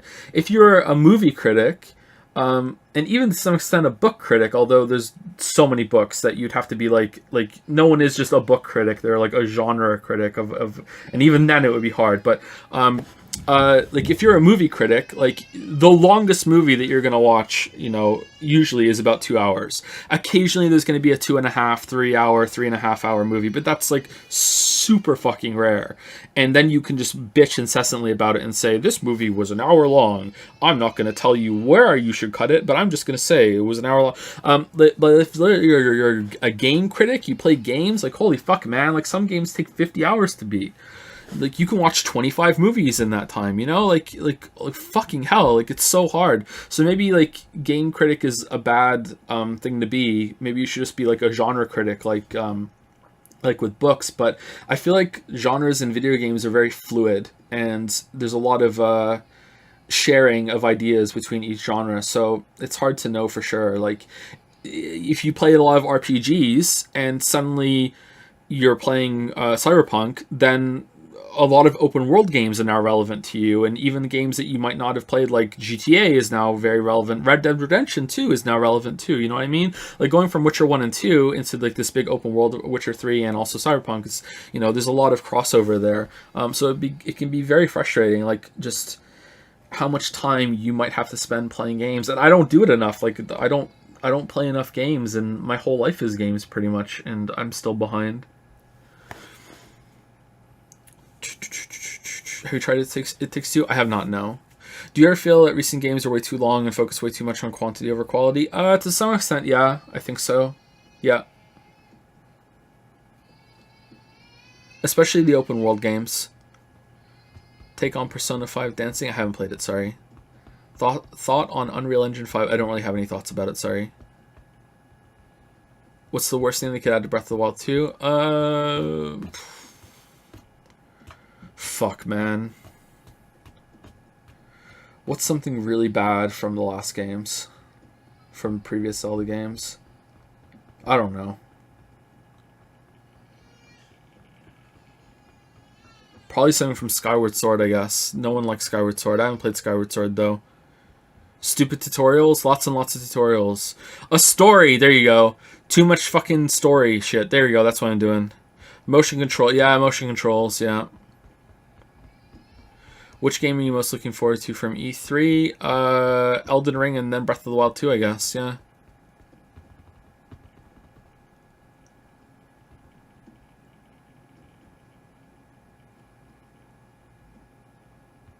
Have you played Divinity Original Sin 2? No, I have not. Please put some on the screen. No. Here, I will actually. Here, you can look at her. There you go. Do it for her. Any interest in Grifflands? Maybe. Maybe, I guess so. I guess I'd try it. I wasn't going to, and then someone told me it's pretty good, so maybe I'll try it. Do you prefer traditional story cutscenes or something like Outer Wilds? Something like Outer Wilds for sure, yeah. Although traditional story cutscenes can work, yeah, but I just prefer if things just stay out of my way and I can discover things in gameplay. But that's a very limiting way of telling the story, so I don't think it should happen in every game, but yeah, I feel like overall I enjoy that a lot more. Any interest in Horizon Forbidden West? I like to play the first Horizon first. I've only played it for a couple hours, and then Breath of the Wild came out. I wasn't sure if I was going to get a Switch, and then I did. So I was playing like Zero Dawn right up until the Switch got delivered, and I was like, oh, okay, I'm doing the Breath of the Wild video now. Are you planning to put gameplay streams back onto your VOD YouTube? As soon as the copyright claims get sorted and shit. Yeah, I have no idea when that's going to happen. I'm still in talks with YouTube. They've DM'd me, actually, and I haven't checked it yet because I was too busy with E3 and baby. Are you worried with George R.R. Martin attached to Elden Ring, it'll have pushed the team to put a story in? No, I think George R.R. Martin was just there for marketing, which seems like a waste of time to me, but I don't know. Maybe Miyazaki really likes George R.R. Martin, and it was just a cool opportunity for him to work with someone that he respects. I don't know. What game are you most looking forward to playing? Silksong, I guess. Probably Silksong. Crosscode 2. Are you looking forward to Breath of the Wild 2 because you can make a video on it, or because you actually want to play and enjoy it? The latter. Yeah, I want to play and enjoy it. Yeah, I really like Breath of the Wild. By the time it comes out, though, I might not be making videos anymore. What? Thoughts on DC not allowing Batman... Oh, I'm not reading that. Never mind. Have a burp stuck in my stomach. Sorry, I don't know if you can hear it.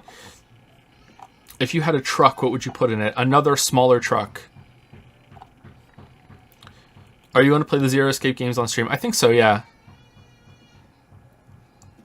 Did they win the vote? I think they won a vote part.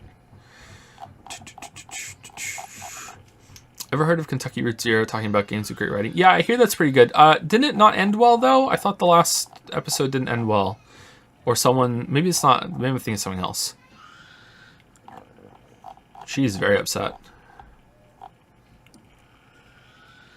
Going off the Hades discussion from earlier, have you played Dead Cells? If so, what do you think? I don't like Dead Cells. It's too visually busy.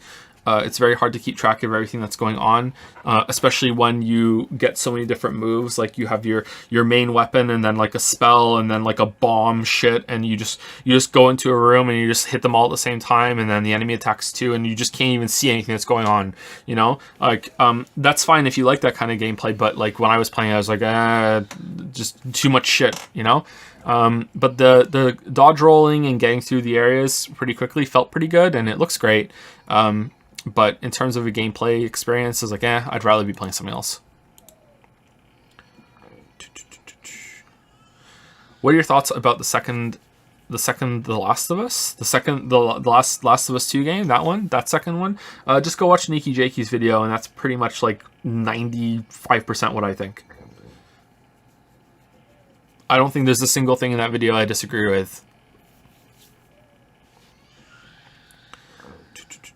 Any book recommendations besides Catcher in the Rye? Catcher in the Rye 2. Catcher 22 is my favorite book, and it has Catch in it as well.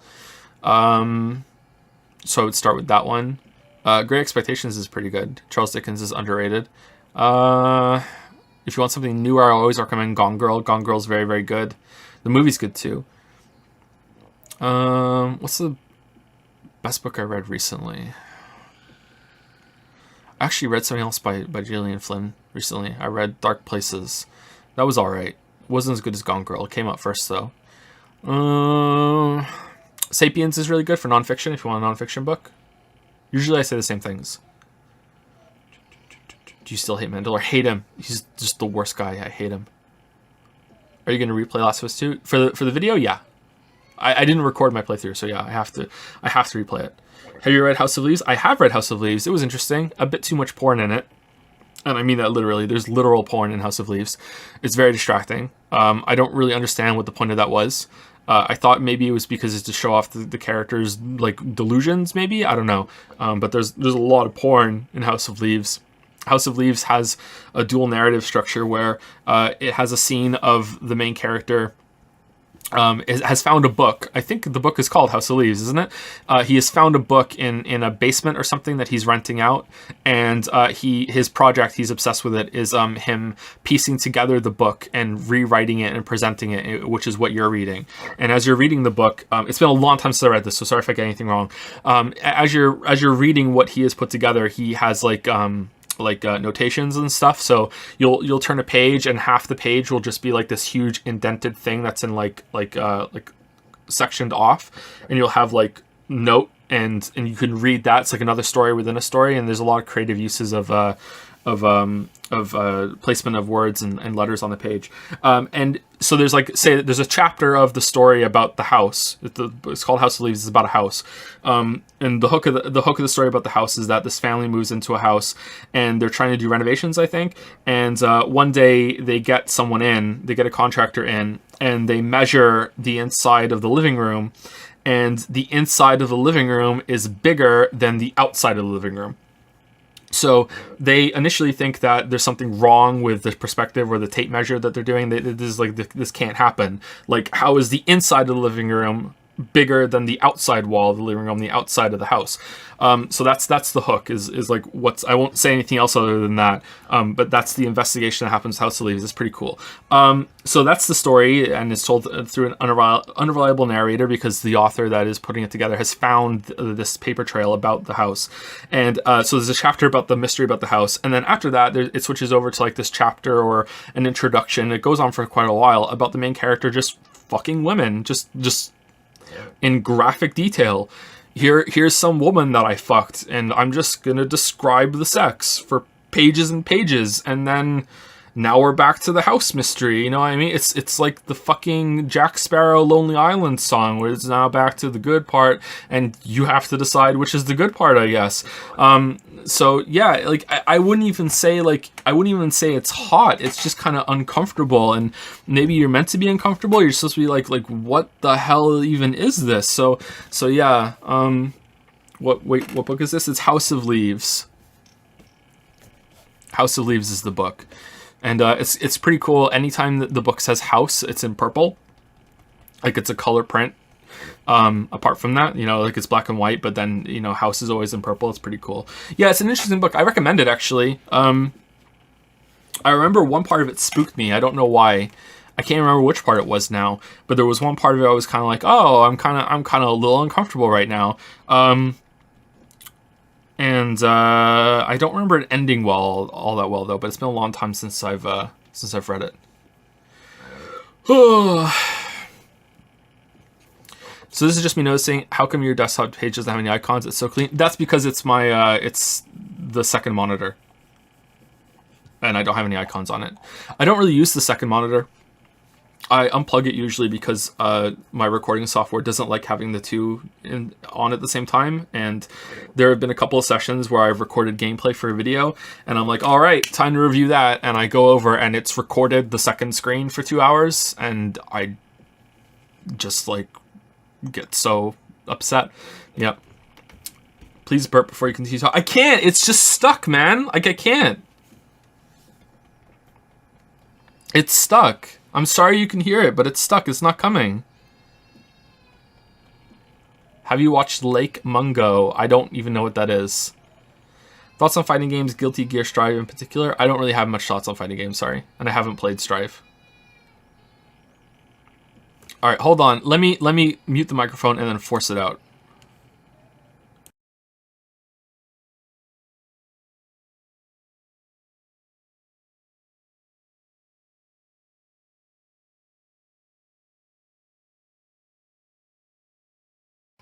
Alright, I did it. But there'll be more. Can anyone else just burp forever?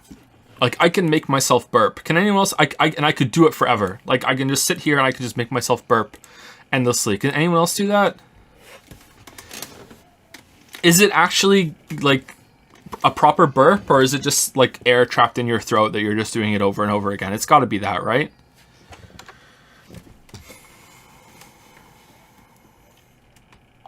Now I have to prove it. Nah, I'm not gonna do that. That's gross, man.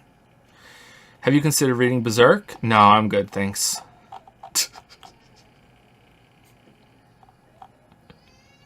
Would be interested in going on a podcast like Sardonicast when you have some free time again. All right, so hold on. Let me answer a different question first before I get to that one because I was trying to find it. Someone's mentioned Catch 22 and that they read it because I recommended it and it's like they really liked it. Yeah, Catch 22 is a fucking banger, man. Like yeah, like Catch 22 is so clever and it's the only book that has ever made me kind of get literary criticism and wanting to devote yourself to studying a text because it's just so deep and interesting how it was put together. And I think it's worth studying. You could get a lot out of it studying Catch-22. I still didn't do it because, you know, I was a dumb kid when I read it the first time and had that thought. And, you know, I'm so much better now. But yeah, that's the only book that's made me like really, really understand the value of literary criticism and literary analysis. Yeah, I highly recommend it. Yeah. So would I be interested in going on a podcast? Okay, so here's the thing. I don't know if I would be a good guest on a podcast. I went to co-optional, and I feel like I wasn't a very good guest on co-optional because I wasn't really confident enough to speak all that much, and I was very out of my depth. I'm not very comfortable being on a camera either. I'm just not used to it.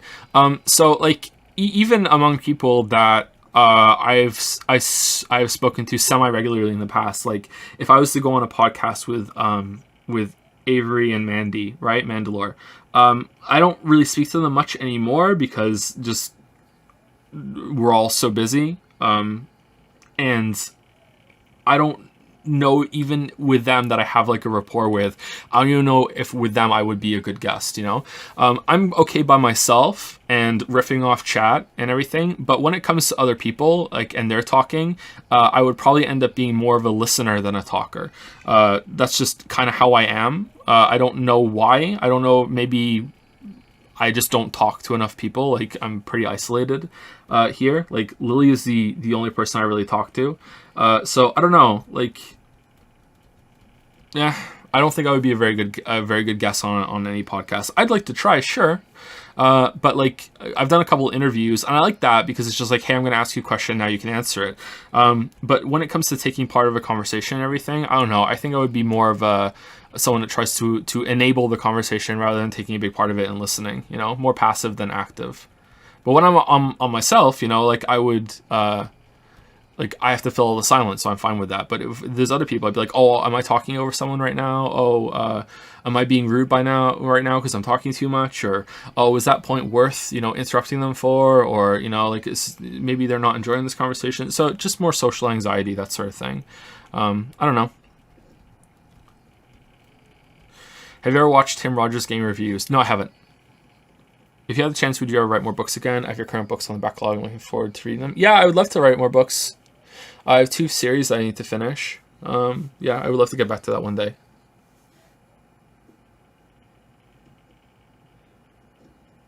Are you planning to read the book set in the Disco Elysium world when it gets translated? Yeah, sure, why not? That sounds like it might be good. Have you ever played the Nier games or Kentucky Route Zero, and do you plan to play them anytime soon? I played Nier Automata, and that's it. I haven't played any other Nier games, and I haven't played Kentucky Route Zero. Have you played Superliminal? I have not, no. Have you read or watched Game of Thrones? I tried to read Game of Thrones, and I got bored halfway through the first book. And I tried to read it a long time ago, when I think there was only like a couple of them out. I think I was only 18, and I tried to read it, and I couldn't get into it. I didn't like it, and then I tried again somewhat recently, like I think maybe 4 or 5 years ago, and I got much further into it, and I was just like, yeah, I can't be fucked. You know, he's a little better than some fantasy writers, but it's the same Tolkien problem of just like so much setup for like the setup is longer than the scene's important information sometimes. I don't fucking care what time of day it is and what they're fucking eating and all this other shit, you know? I don't give a fuck. Just get to the actual stuff that's important, please. And that's why I have a problem with fantasy in general. It's just Tolkien is poisoned the fucking well in terms of that shit. So yeah, I watched the show. I liked the show a lot. I think I stopped watching at the end of the 5th season, or the 6th season. I can't remember. How many seasons were there? Were there 8 seasons? If there were 8 seasons, I stopped at the end of season 5. If there were 9 seasons, I stopped at the end of season 6. So like I haven't watched 3 seasons. So that's where I stopped watching. And I liked it. There were some parts that were just amazing. But I hear it ends badly. So I don't know. Do you struggle at all with procrastination? I don't actually. I used to when I was in school. I used to procrastinate a lot on school projects, and I would end up having to do a lot of projects and like essays and shit right the night before. I would just leave it to the night before.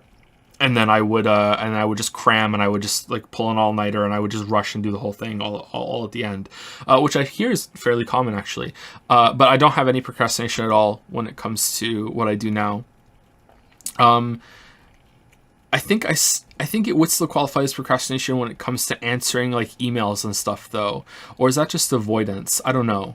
If that counts as procrastination, then yes, I do have procrastination when it comes to doing that sort of thing. And there's been a couple of personal problems that I've had to deal with that I've procrastinated on, like I haven't gone to the doctor in a while, but you know, with COVID, it's a bit harder. I have called a doctor during the pandemic for an issue, and I had to talk to them, and they were like, "This isn't important enough to come in." I was like, "Okay, cool," and I just spoke to the doctor on the phone for a bit.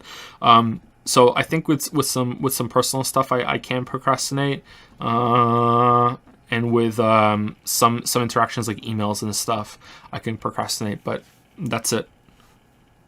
I think there's some part of me that understands that I can't do the pull the all-nighter the night before thing on projects that are as big as the ones that I do. So I'm just constantly working on them, and yeah, there's no way.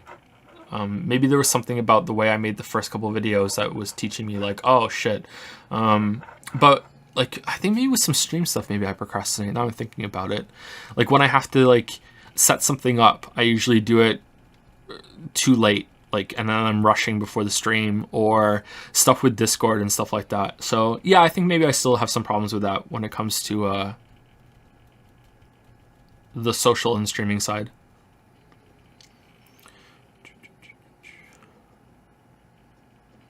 He played some VR games like Alex or Beat Saber. Alex makes me feel sick. I just need to get back into practice with it. I was doing some VR sessions every day for a while to try and build up a tolerance of it, but it wasn't really working all that well for me, but I should get back into it. I played a lot of Beat Saber. I like Beat Saber a lot. So is the issue with fantasy the world building or the unnecessary descriptions? The unnecessary descriptions. So world building takes a lot of time and effort, and a lot of fantasy writers, when they do build a world, they're really impressed by their own creation, which is fine. That's not a bad thing. Like, ideally, you should be impressed and happy with what you made because you made it, and you know, stage one of anything is being your own audience. Unless you know the audience that you're writing for and you're catering to them hard, and you're capable of doing that kind of in an unbiased way. So when you build a world and you're so happy with it and you're so engaged by it, you kind of want to be like, well, not even kind of, you want to show it off. So you find all these reasons to get into the history of the area and all this bullshit about like, oh, well, here's this country and their culture, and we need to talk about this, and here's what they eat here, and I made all this information about what they like to do, so by God, I'm gonna fucking show it instead of just showing it when it's natural and relevant. Which is tough to do. But then, like, an issue I had with one of my books was that I did do all of that world building, and I dripped it out when it was relevant. And because of that, because I didn't like just have like a big long paragraph at one point explaining one thing, I had one reader that was very upset that they thought something didn't make sense because I didn't explain it enough. With that kind of world building background, when in reality it's like, well, no, it's just that you don't know this world and you think it's something that it isn't, which is fair, but like it can be like a balancing act. Were Witcher books like that also? No, that's why I like the Witcher books so much. The Witcher books were very succinct, very like, despite the length of my videos, and how I can waffle a bit sometimes, but I actually think my videos are quite well paced despite the length of them. I think that a lot of criticism that the videos get, you know, that there's too much repetition and fluff and filler and shit, are by people who just don't want to watch them. That's not to say that the videos are pristine and there's no repetition at all, but I feel like my videos are actually pretty light when it comes to repeating points, especially if you go and watch some of the Genshin Impact videos that, you know, here's my tutorial for the Genshin Impact, and, you know, in the space of like 2 minutes, they literally say the same information 4 times, almost word for word. So yeah, I feel like I do fairly well. But yeah, despite being one of the long form, you know, YouTube people, I prefer my books to be very succinct and very direct and very like, this is what we're doing. And if you're going to get into flowery prose, then you better be fucking Thomas Pynchon for, you know, or Charles Dickens for the stuff that you're going to be getting out there. You know what I mean? Like holy shit, this better be worth my time. And in my experience, fantasy writers are not very good at flowery prose. They think they're a lot better than they are, and they have a lot of the same kind of trappings. You know, like it's one of the fantasy writers' favorite thing to do. Instead of calling it breakfast, we broke our fast. Like, ha ha ha! Did you know that those words? That's what it meant. Ha ha! Now you do. You know, like, it's just like shit like that, man. Like, fantasy writers think that they're a lot better at putting this prose together than they actually are, and then they'll throw in some fucking half-ass philosophy horseshit at the same time too. You know. So I don't like that. Sci-fi is much better. Sci-fi is usually much more direct and much more streamlined. And when they do have these lines of prose that are just like, wow, that was a beautiful line, that is usually the whole paragraph. It is just one line that is just like, boom, you know? So I think that fantasy writers could learn a lot from sci-fi. The dialogue is usually a bit better too, but I find that the plots are usually better in fantasy compared to sci-fi too. Sci-fi usually ends when it gets interesting. But yeah, what was the other part of the question? Something about... was it about world building or something about it being short? I feel like I had something else to say now. I've forgotten it. Fuck.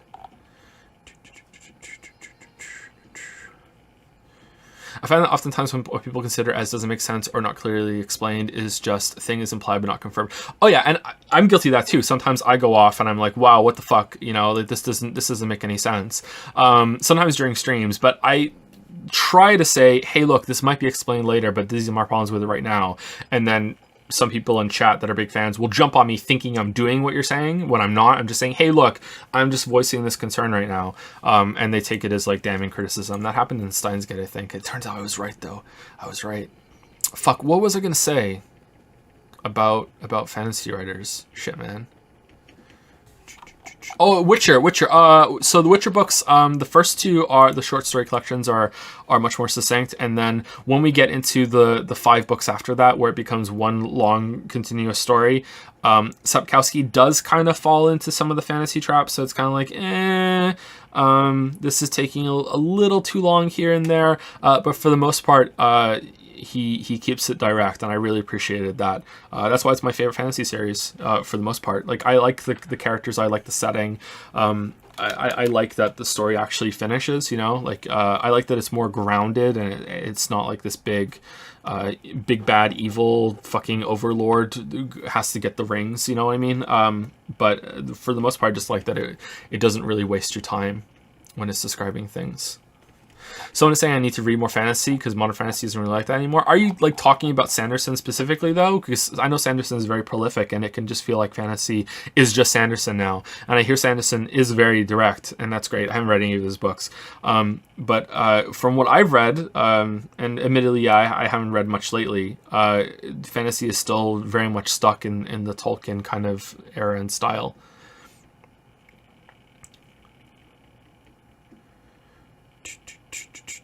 What's your favorite sci-fi book? I don't know what my favorite sci-fi book is. It's cheating, but probably something by Vonnegut. I don't know. I don't know what my favorite sci-fi book would be. Have you read any of the Metro books? I have not. What is Rothfuss like? Is Rothfuss very flowery and meanders, or is Rothfuss very like, this happened, boom, this happened, boom, this happened?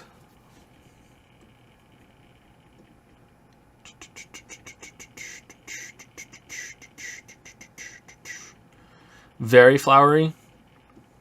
Ray Bradbury. I really like Fahrenheit. Fahrenheit's really good. Have you read anything by Robin Hobb? That was my favorite fantasy series before I read Witcher, was the Farseer trilogy. And Robin Hobb has almost the same problem in parts of just being just like fucking hell. Like, why? But better than most, I think. You know, even though she said that she considers like the Lord of the Rings to be the most perfect fantasy book, and why even bother writing anything when the best one has already been written. I think she said that. She isn't as bad as Tolkien, and I really like the Farseer trilogy. It's a trilogy of trilogies now. I didn't really like the last 3 books though. There's 9 books in that series now, and they were written like in trilogy format. I think a decade between each of them, right? Like they weren't just pumped out for the money or anything like that. But I really like the first 3. They can be a little I don't know what the right word is, but you know, a little cheesy, I guess, a little corny. I like the second 3. Probably the first 3 are the best, and I didn't really like the third 3. What was your favorite part of E3 this year? Devolver Digital's conference. Is Genshin fun, free to play? Yeah, it's pretty fun, free to play. Yeah. There's enough free crystals and shit that you can get a 5-star. I think maybe 2 if you get everything. If you're gonna play Genshin free to play, and you're gonna be like wrapped into the investment, I highly recommend that you re-roll accounts at the beginning until you get a 5-star in your first 10 pulls or your first 20 pulls. It just saves a lot of time in the long run, and it'll put you far ahead.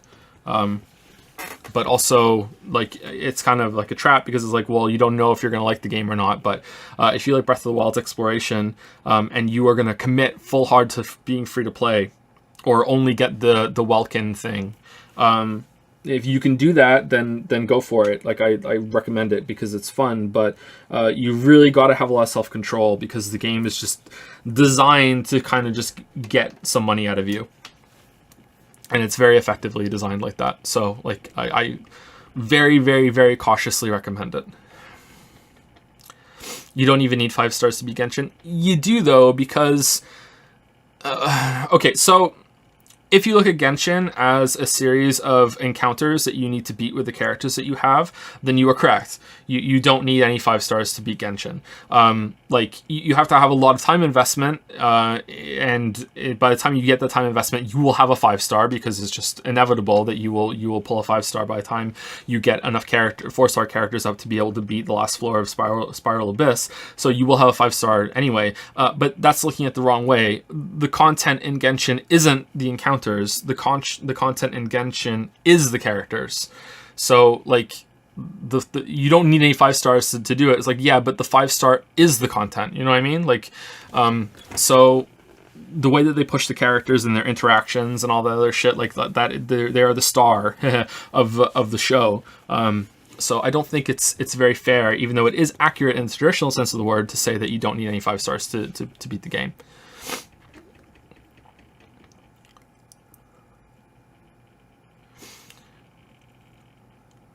What do you not like about Tolkien?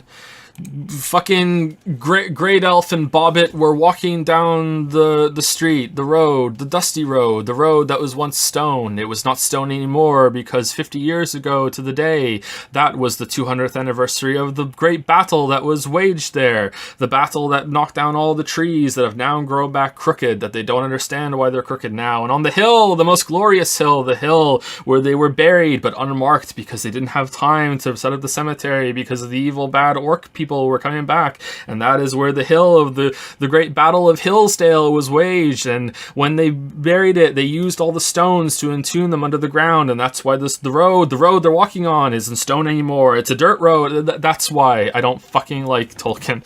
Like, just like fucking hell, man, I don't give a shit. Just go. Like, you don't need the shit, you know. So if you like that shit, then you go for it. I don't think you're wrong to. Obviously, like, enjoy what you enjoy, but for me, I just don't give a fuck, man. Like,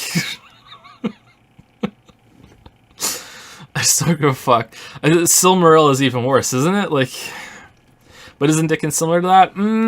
Alright, so maybe I'm a hypocrite, or maybe I just like that Dickens is just smooth as F, you know what I mean? Like, when you read Dickens, man, it is just like, oh god, I don't even remember turning the page. Like, Dickens is just like, mwah, man. Like, and Tolkien just maybe doesn't have the writing chops compared to Dickens, like just making everything just flow. Like, John Irving, it flows really well too, but I feel like John Irving flows from different things all the time, and isn't just describing hills and shit, you know? Maybe it's got something to do with the fact that in Tolkien, when he's describing all this shit, they're moving from place to place, and it just takes like eons for them to get to a new area. Whereas with like John Irving, you can time skip, and you have like the postmodern advantage that you can be like, well, I can just jump to when he's 25 for a bit and then come back. You know what I mean? Like, it's a bit different. You didn't announce the stream on Discord. Oh, silly me. Have you read books by Murakami? I have not. I always wanted to, though. Based on what you said up until now, I'm guessing you didn't like Jordan's Wheel of Time series if you tried it all. Let me tug my braid a little bit. I have read some of them, and I thought he was a little better than Tolkien, and there were parts where it was a lot more focused. And there were some really cool moments in those books. I thought there were a couple of fight scenes that were actually very well described, actually, and I got some really cool imagery out of them. But yeah, especially the beginning of the books, like it suffers from like new bookitis in a trilogy in a series where like they have to recap everything that happened and settle back into it. And when you're reading them, you know, so long after they were written that the author is dead, that, you know, you're reading them back to back and it's just like, holy shit, can I just like take a knife and just cut out the first 20% of this book and just like fucking let's go? I think I read the first 4. And then I got distracted by something that I didn't get back to it. I would like to finish, but I've heard that book, I think it's like book 27 and 28. It's like 8 or 9, right? Aren't there 12 books, something like that? I've heard the two before Sanderson took over because Jordan literally fucking died. So it goes. I heard those were really bad. And they're very slow, and they're a lot of setup, and they meander a lot. And I don't know if I have it in me to get through them. Sorry, I have not read anything from Sanderson.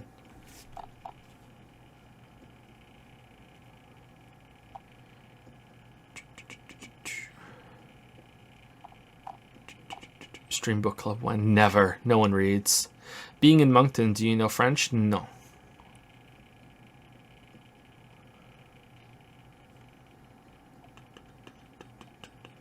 What about a first-person narrative where the character routinely gets lost in his head on tangents, but it builds character? That could work. I've written some first-person narrative stories. I don't like it. I find it too limiting. But there's also, like, limitation is, you know, breeds creativity. So it's sometimes it's good to have that, but like I prefer to have multiple perspectives and to show contrasts of ideas and perspectives and that sort of thing.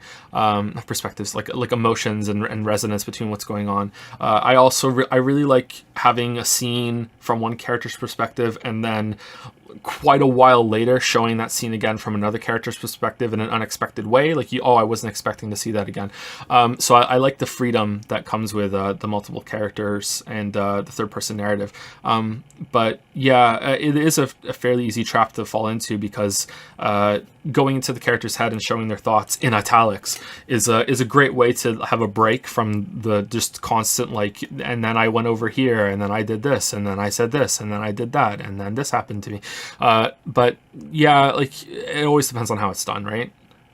What do you think about Lovecraft storytelling? I've only read 2 Lovecraft stories. I find he meanders a bit too. I'm pretty sure that there was a part in Shadow over Innsmouth where something that was supposed to be like happened, and I just kept reading, not realizing it because it was said so vaguely.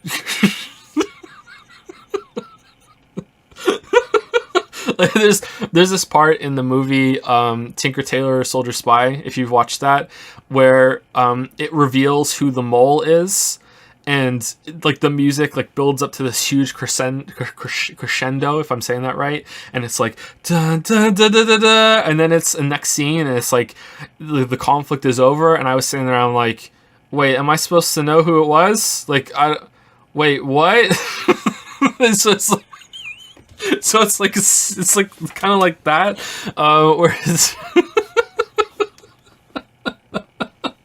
And then you see the actor, and you're like, oh, it's him. Oh, okay. I didn't like the voice. I heard his voice. I don't know his voice. Like, you know what I mean? But anyway, yeah. I would like to read some more Lovecraft, but I feel like the atmosphere and the themes that Lovecraft put forward have lived on a lot longer than his plot and his story, and his racism that he recanted at the end of his life. I think, didn't he? He regretted it. I don't know. It's hard to know for sure. What would you want to see in the next Danganronpa? A good story. A good main story. I don't know if I want another Danganronpa. I'd like to see another game like Danganronpa, but I don't think it needs to be Danganronpa.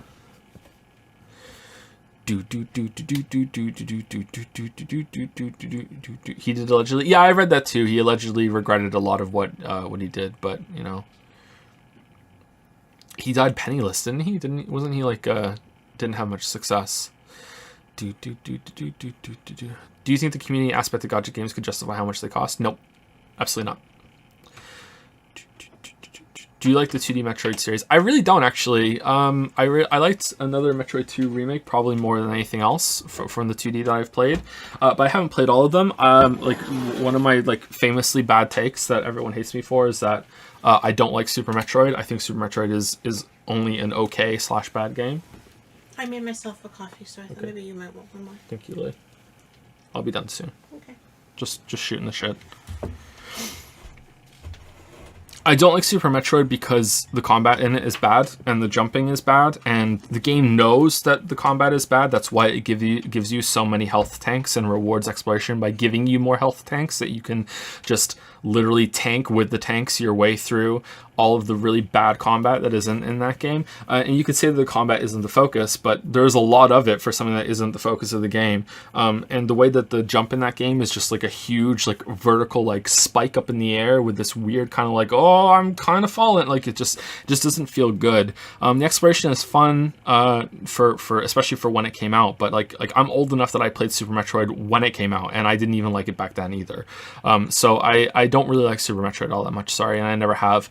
I played a little bit of the NES Metroid, and I don't think I liked that much either, but I was really young when I played that game, so I might just have been too dumb for it. And apart from another Metroid 2 remake, I don't think I've played any of the others. I've seen them, and they look better. The jumping looks better, and the movement looks better, and even the combat looks better. But I really like the Prime games. Prime, I think that they're excellent. I think that Corruption might be my favorite because of the motion control combat made it a lot of fun, but it's close. I like Echoes. Echoes was really good too. I played all 3 of them when they came out. What is your favorite game in general? Chrono Trigger is my favorite game. That's my favorite game. Big nostalgia vibes though. Do you think full-price AAA games are worth their money compared to something like Genshin? Depends on the full-price AAA game in question. A lot of them are not worth it, but some of them are definitely worth it. For as much as I do not like the game, Last of Us 2 is definitely worth the asking price. You get a lot of content, and it is very well made, and the production values on it are nuts. Red Dead Redemption 2 is probably definitely worth it. Breath of the Wild is worth it. Odyssey... yeah, I don't know. You'd have to go case by case, but yeah, it depends. What is the name of the dad jokes book? I have a couple. I don't know where they are right now. I think I have 3 or 4. What's your favorite Danganronpa case? 2.5, 2.4. You know what I'm talking about if you played them, for sure, easily. 3.1, lol. Play Paradise Killer. It's a better Danganronpa, though. I'm not sure how much you like it. It's better than Danganronpa? Bold words. Bold. Have you played any of the Assassin's Creed games? I've played... 1... 2... I think I beat 2. I beat 1 for sure. I think I beat 2, and I played another Ezio 1. I didn't play the third Ezio 1. I played a little bit of... Black Flag. I didn't play 3. I played a little bit of Origins on stream. I played Odyssey quite a bit. I haven't played Valhalla. I don't know about the other ones.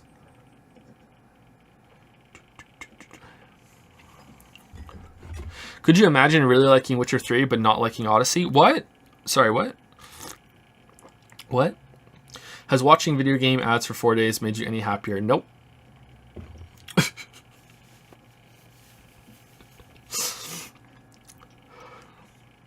Any sports you're interested in? No, I'm not really interested in sports, sorry. Which is weird, because I watched a lot of hockey growing up. My dad was really into hockey when we came over to Canada, and I watched a lot of hockey games, so you think I would be into hockey, but nope, not really into sports, sorry. Thoughts on Psychonauts 2? I don't really have any thoughts on it. I have never played the first one. I should. Maybe we'll stream it, see how it goes. Have you read Neuromancer or any of Gibson's other works? If so, thoughts? I have not read Neuromancer, but I have read the beginning of Mona Lisa Overdrive. I think that is by Gibson.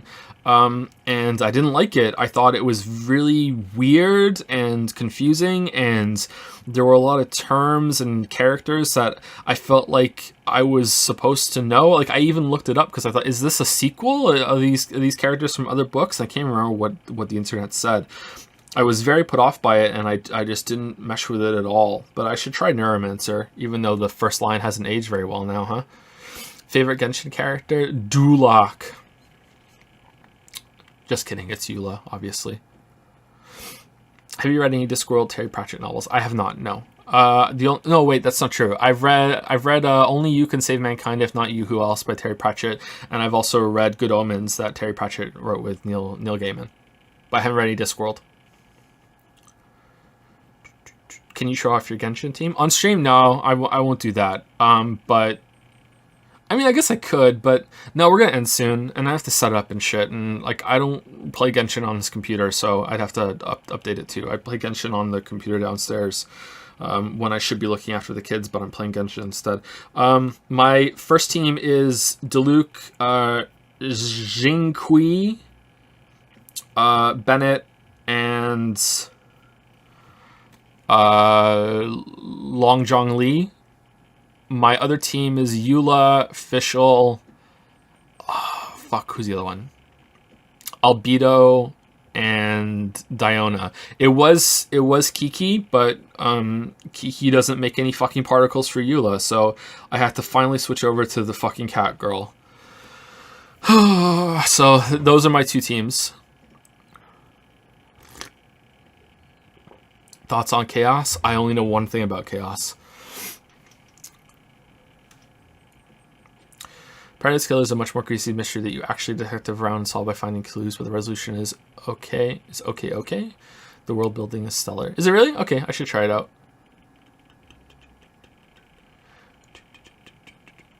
Thoughts on trying Patho games? We might try it on stream one day, but I don't know. I guess it'll be a chat minimized kind of game. I just feel like it'll be boring for people to watch. You're talking about Pathologic 1 and 2, right?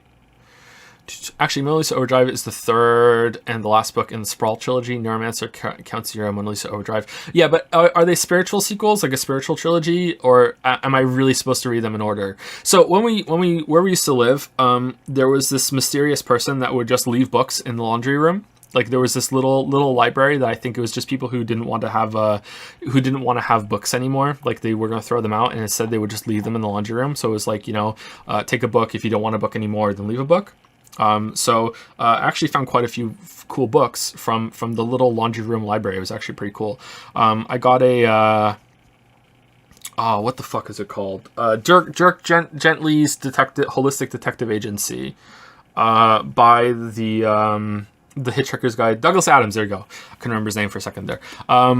I got that book from the laundry room, and I love that book. That book is fucking great. If you haven't read that one, I don't know if the show's any good. The guy who played the main character looked a little too like blippy for me, but that book is great. Like, if you want a good sci-fi book, go read that one. And yeah, I found Mona Lisa Overdrive from that library. That's how I got it, and I read a little bit of it, and I was like, wow, I'm really fucking confused and lost. So maybe that's why.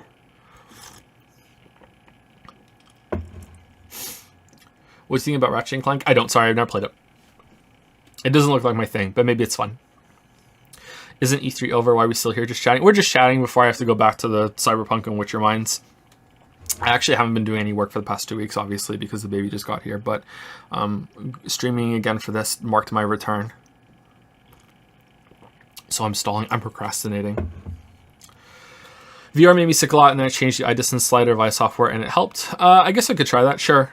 Did it make you sick even when you're playing like Beat Saber and shit? Because Beat Saber and Pistol Whip I'm fine with, it's just when I have to control the movement. Skyrim made me even more sick. Skyrim VR, like, oh my god. Like, Alex, it takes a little while for me to be sick, or maybe there's like a specific kind of thing that happens that makes me start feeling sick. But like Skyrim VR, like I tried that and I had to lay down for literally 2 hours afterwards. Like that just knocked me right on my ass. Skyrim VR made me so fucking sick, and I haven't gone back to it yet.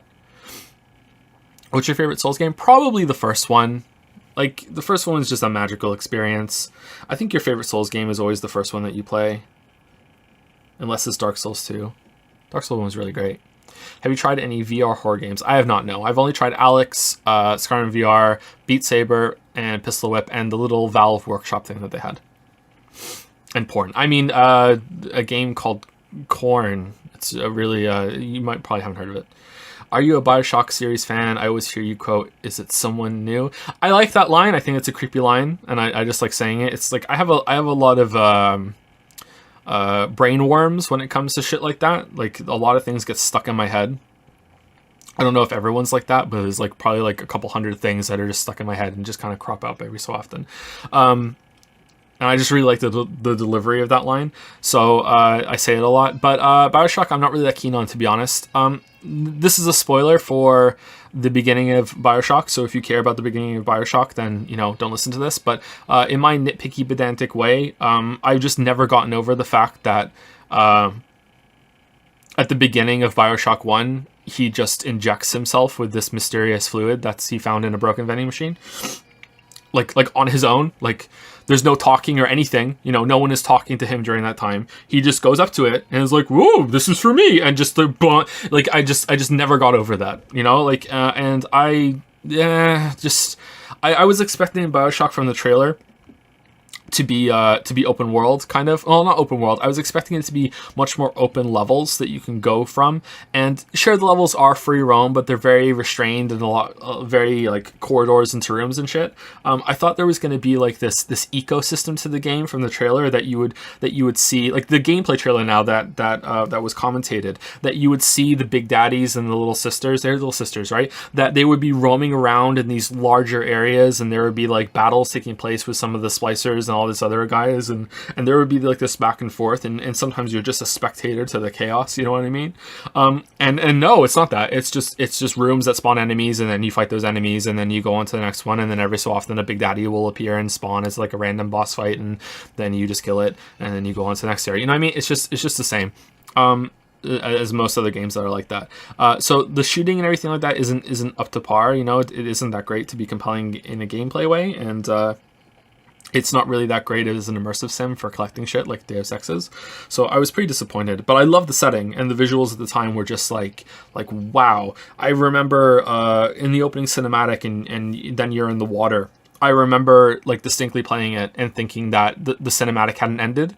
And then when I pushed forward, like, and you could move in the water, I was like, oh, holy fuck. Like that was a really cool moment. Like, it looked really cool. And the water, like, spewing into the inside of the city too. That looked really cool. So yeah, visually it's great. Setting is great.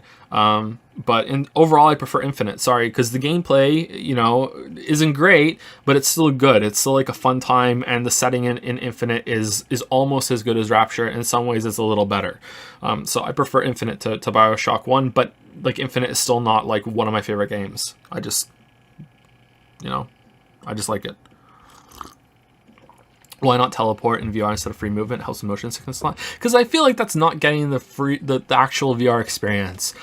So ideally, I would have like some space set up where I could actually physically walk around in the areas and then kind of like reposition myself when I need to, when I get to the edge of the play space or whatever, because that would feel like the coolest. When I'm playing VR and I'm just kind of like actually physically crouching to look at something or anything like that, that's when VR is just like, what the fuck? Like, it's so cool. Like, especially with the index controllers. The controls on the index are so responsive, and they just feel so great to use.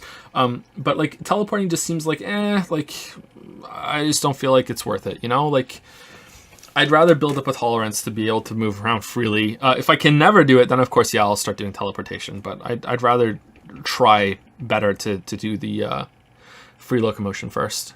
if that's the right term. How many hundreds of dollars are you going to throw at Nintendo Game Remix this year? Zero.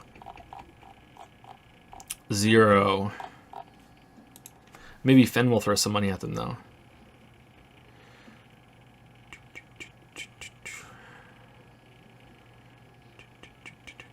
Do you plan to release any new videos on your YouTube channel? Eventually, yes. Best game this year so far. Oh, fuck. What came out this year? Have I even played any new games this year? I played Loop Hero. Loop Hero came out this year. Fucking hell. I don't know. Have you seen Haunting of Bly Manor? No. Lily and I haven't had time to sit down and watch it. Say goodbye to Eula.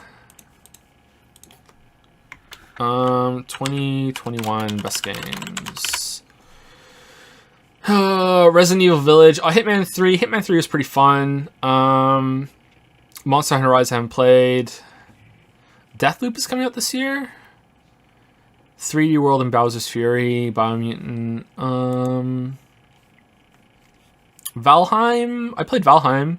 So I played Valheim, I played Hitman 3, and I played Loop Hero. Out of those, I probably enjoyed Hitman 3 the most.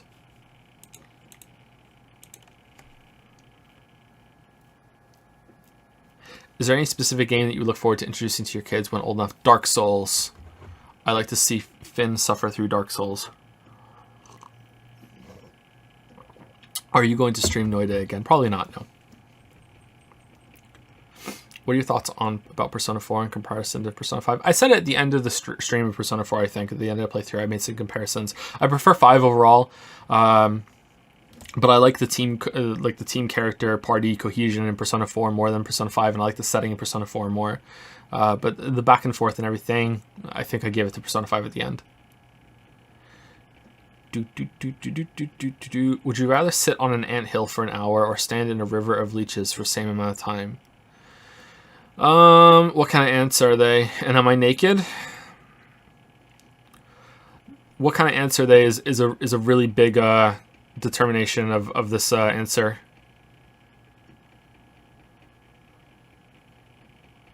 How old are your kids now? 5, 4, 2 tomorrow, and like 0.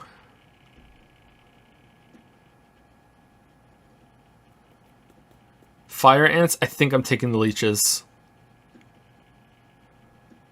I don't think I would be physically capable of staying seated if there were fire ants. How often do your kids play games? Every day, I think. Finn and Leo play games every day. Kate isn't there yet. The longer The Witcher 3 vid takes to make, are you finding yourself liking the game less? No. And I haven't played The Witcher 3 for a long time now. I haven't had to. Like, that's been long done. But no, I don't like the game less.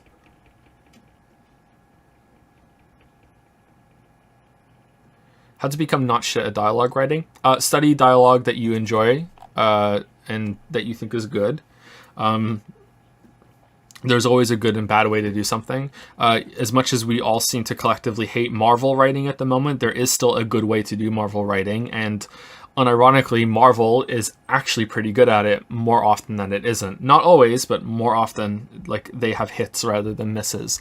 It's people that are trying to copy Marvel, and by extension copy Josh Whedon. Is it Whedon or Whedon? It's Whedon, right? Like, even Whedon isn't always that great at it. I think that dialogue is always built on characterization. So if you want good dialogue, you need to have good characters. It's kind of like does the man make the clothes, or does the clothes make the man? You know what I mean? Like, well, clothes can really help, but you know, if you're just a disaster, like the clothes, there's not much clothes can do for you. You know what I mean? I go through that whenever I put a suit on. Anyway, like you have to like good dialogue to have good characters, but I think the characters come first. You know, Whedon kind of sucks IMO. I don't know about that. Like, so I've only really watched Firefly and Serenity, and I think the dialogue in Firefly and Serenity, when you can hear it, is there's a good fucking dig against Whedon there, is really good. But the characters in that are great. But there is the criticism that every character in Firefly is the same character, just with a different actor. I don't really feel like that holds weight for all of them, but for some of the major ones, yeah, a lot of the lines can be interchangeable. Whereas if you watch a sitcom like Friends or How I Met Your Mother, they usually do a better job at having each character have that's a Phoebe line, that's a Chandler line. I know that's such a boomer take, and Friends is maybe not aged all that well, but at the time it was pretty good and actually pretty progressive. But yeah, like that's a Chandler line, that's a Phoebe line, that's a Ross line. In How I Met Your Mother, that's a Ted line, that's a Marshall line, that's a Lily line, that's a Robin line, that's a Barney line, and they fit quite well with the characters. Whereas Whedon does have this in Firefly where that's definitely a Jane line and that's definitely a Mal line, but sometimes it's like Whedon just like sticks his hand up a character's ass and just puppets them for a second and has them say a Whedon line. And that's not fair because there are a lot more writers than just Whedon on Firefly. But that can happen, and that's sort of what happens with Marvel and a lot of different Marvel writing, where just like the snark takes over for a second and just like possesses the character. It's like there's a secret character that's invisible in every single scene in every single one of these movies. That's the snark ghost, and it's more of a poltergeist. And every so often, it just goes whoom and just jumps in like that character in Two Souls and just makes them snarky for a second, and then just boom out. The jerk store called Seinfeld is a good example of Seinfeld. Is like there's lines that are very much tailored to each character, but apart from Kramer, like Elaine, Jerry, and George will all sometimes just like have a line that could be said by any of them. You know what I mean? So like that's a good example of it actually being done maybe poorly, but it still works for the most part. So I think that good characters are a good way to get to good dialogue. But a trick is, okay, so you don't always want to replicate actual speech. Most dialogue in books and even TV shows and movies isn't really representative of real speech. Like people, you can hear me talking right now, and there's a lot of ums and like awkward pauses and stopping for thought, and you don't do that in books unless you want to be really super authentic and make it kind of come across as improv. But even that show with David Tennant and is it Martin Sheen? What's the show where they're in quarantine?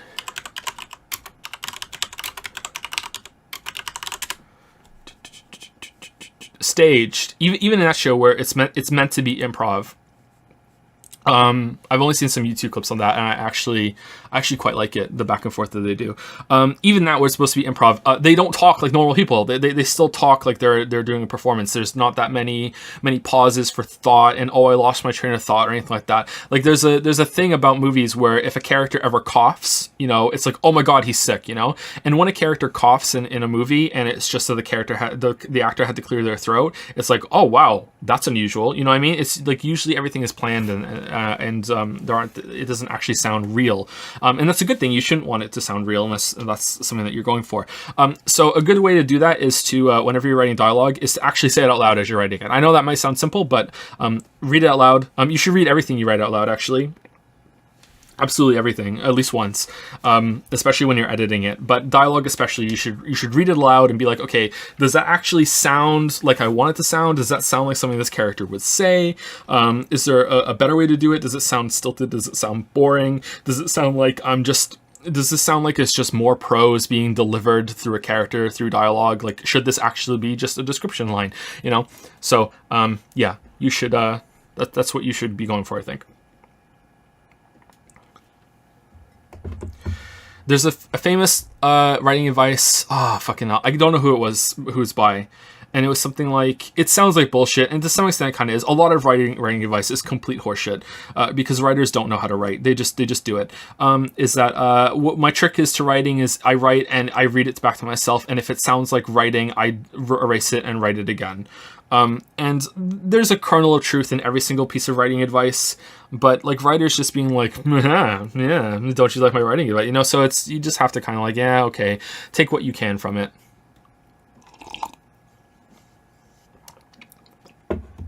Just wondering what sort of aspects of the Witcher video is left to complete. You mentioned you have not played the game in a while, so I assume the script is done. I want to stress this is not shade. I've been writing for a thesis for 6 months and have been finished with lab work around for the same time, so I understand things that might not seem big actually are. So the biggest delay that's happening in the Witcher 3 video right now is that I decided to make a Cyberpunk video because like I knew that the video. Okay, so after the Witcher 2 video was done, it took me a long time to recover from that. I've spoken about it on the stream before. Making the Witcher 2 video put me in a very, very bad place, and I like had to have time to like physically recover from the amount of crunch that I put myself through, like pretty much just remaking that whole entire video in a very, very short time frame that would like shock you to know how quickly that part of the final project was put together.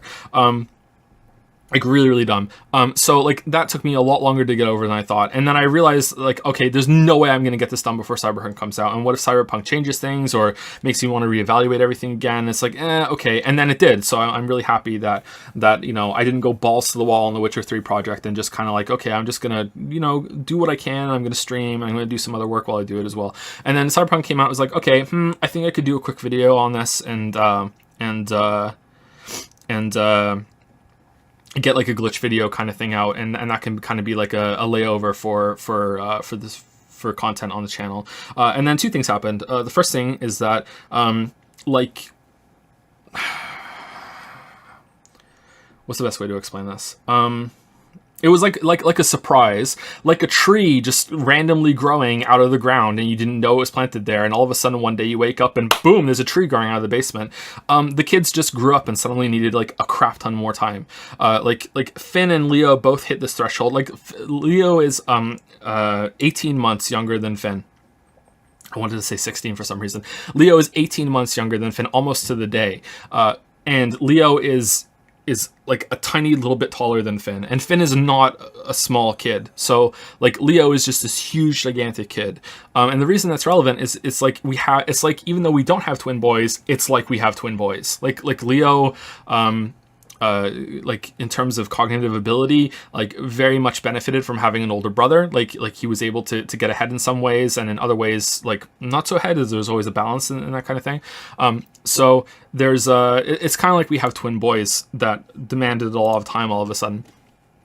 And then Kate got older too. Kate turns 2 tomorrow, and Leah was pregnant, and it just all of a sudden it kind of went from having lots and lots and lots of time to work to suddenly not having that much time at all. It felt like there was this constant string of crises, like I have to go and like build some more furniture for them, or they've learned how to take the fucking like doors off their closet and use them as weapons, or oh they might be able to open the window now, and oh no, they're climbing the door, you know, like just shit like that, you know what I mean? Like just like constantly all these little crises just kind of built up. And then it's like realizing that, oh well, I'm not really spending that much time with them either because I'm working so much, and it's like, okay, like now's the time that I should really be teaching them a lot more things, like not just like as it comes up kind of like Socratically. I should be teaching them like rigidly, here we go, we're gonna teach you something. And that's all with Lily getting toward the end of her pregnancy, and then the new baby coming, and then Kate getting older too. So like we got, my dog died at the end of the Witcher 2 video, and like I got another dog because I always want to have a dog, and I can't really sleep without having a dog. I spoke about it on the stream earlier. I don't want to get into it. And I got Finn a dog at the same time because I wanted the dogs to grow up. So all of a sudden I had like 2 dogs to look after, and the kids and everything. And I know this is building up to like the answer was like, well, why did you have so many kids, Joe? And why did you get fucking 2 dogs? Why should we have to suffer for your life choices? And that's 100% correct. Like 100% correct. But the thing you have to understand is that before all this, I was putting pretty much like almost every single waking minute of my life toward working. So any distraction, any problem that came up would be taking away from work time. So you're still getting more than full-time hours out of me in terms of work and everything. I'm still working like enough, I think, for the job and everything, but it's still a lot less than it was before. You know what I mean? So that happened at the same time that the Cyberpunk video turned into an actual video instead of the glitch video. And I have a little bit of trouble, not a lot, but a little bit of trouble moving from stream time to video time. Streaming is actually quite exhausting. So even though streaming may only take like, I streamed 4 or 5 hours, toward the end I was streaming a bit more because we wanted Persona 4 done. So even though that might take, if you add it up over the week, it's like, I don't know, like 20 hours or whatever. Like there's a little bit of prep time before, and there's a little bit of like like come down time afterwards where I'm just kind of like, oh fucking hell, that was a lot. So like it's not exactly like lines up to the actual stream time of the times that I'm live. So yeah, that was taking time too. So that's why it's taking so long. So the Witcher, the Cyberpunk video will be coming out first, and there'll be the Witcher 3 video. And like I said in the last stream, I think, I'm still working about 50 hours a week. That's my goal. And, honestly, I don't really want to work any more than that. Like I was seriously, again, I said this, sorry to repeat myself. I was neglecting the kids for real, throughout that time of working so much. And that's not cool, especially now that they're older. And they'll remember. But won't it bother you forever if you post a video between Witcher 2 and 3? Yeah, I go back and forth on it. I've considered just like finishing the Cyberpunk video and then finishing the Witcher 3 video, putting it up, and then like a week later putting up the Cyberpunk video. But then there's like so much time without content. Yeah, but I've considered it, yeah. I think it'll be okay. I can understand people being angry about having life outside of making YouTube videos. Yeah, but like, okay, so this is gonna sound a little asshole-ish. Like, if they're not patrons, I don't really care, because like you're getting all of my work for free. You're getting all of my content for free. You don't have any right to complain. You have a right to be upset. You have a right to be like, I wish you were making more content. But in terms of getting like pissed at me and everything, like, you know, you don't have any expectations from me. If you are a patron and you expected me to continue, like you subbed or pledged because of the output that I was doing at like my absolute peak of just like working like pretty much every fucking minute, then okay, then yeah, like if that's what you expected and that's what the money was worth to you, then okay, yeah, then no hard feelings, you can cancel. But I think that patrons do have some right to content. Like if I stop or I can't work at all, I should tell them and they can cancel their pledge, or they can be like, you know what, I'm still going to support you because you might come back to this eventually, or, you know, this is just a short hiatus or whatever, and they should make an informed decision. But the reason why I haven't done that is because I've still been working, you know, like apart from these 2 weeks, because understandably we just had a baby, I've still been going at it. And a lot of people pledge on Patreon for the streams too, which, yeah, well, if they've watched the streams, they know those were going away, so they were informed. I have a burp again, sorry.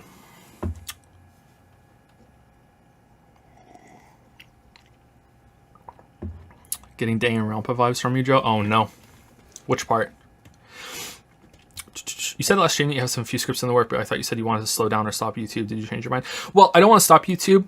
Well, it depends. Okay, so if I could, this is turning into a big long thing. Sorry, I will talk until I get too tired. I'm enjoying myself.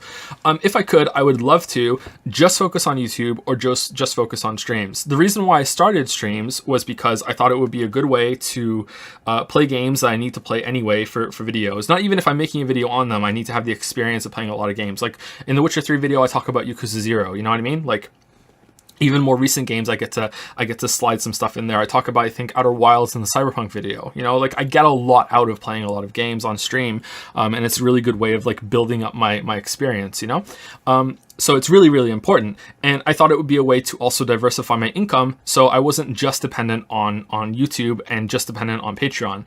Patreon has had some kind of questionable takes over the years, and they seem to have settled now into being better. But there's been a few times where I've thought, Patreon might not be that stable. You know what I mean? Like, and then YouTube is like constantly with the copyright bullshit, and they won't answer me because support is just terrible. And then Twitch itself has some issues too. Sometimes with DMCA, sometimes they've made some questionable moderator decisions when it comes to other channels, but most of all, I think Twitch is a bit better than YouTube, especially when it comes to communicating with its users, or its streamers anyway, its content creators.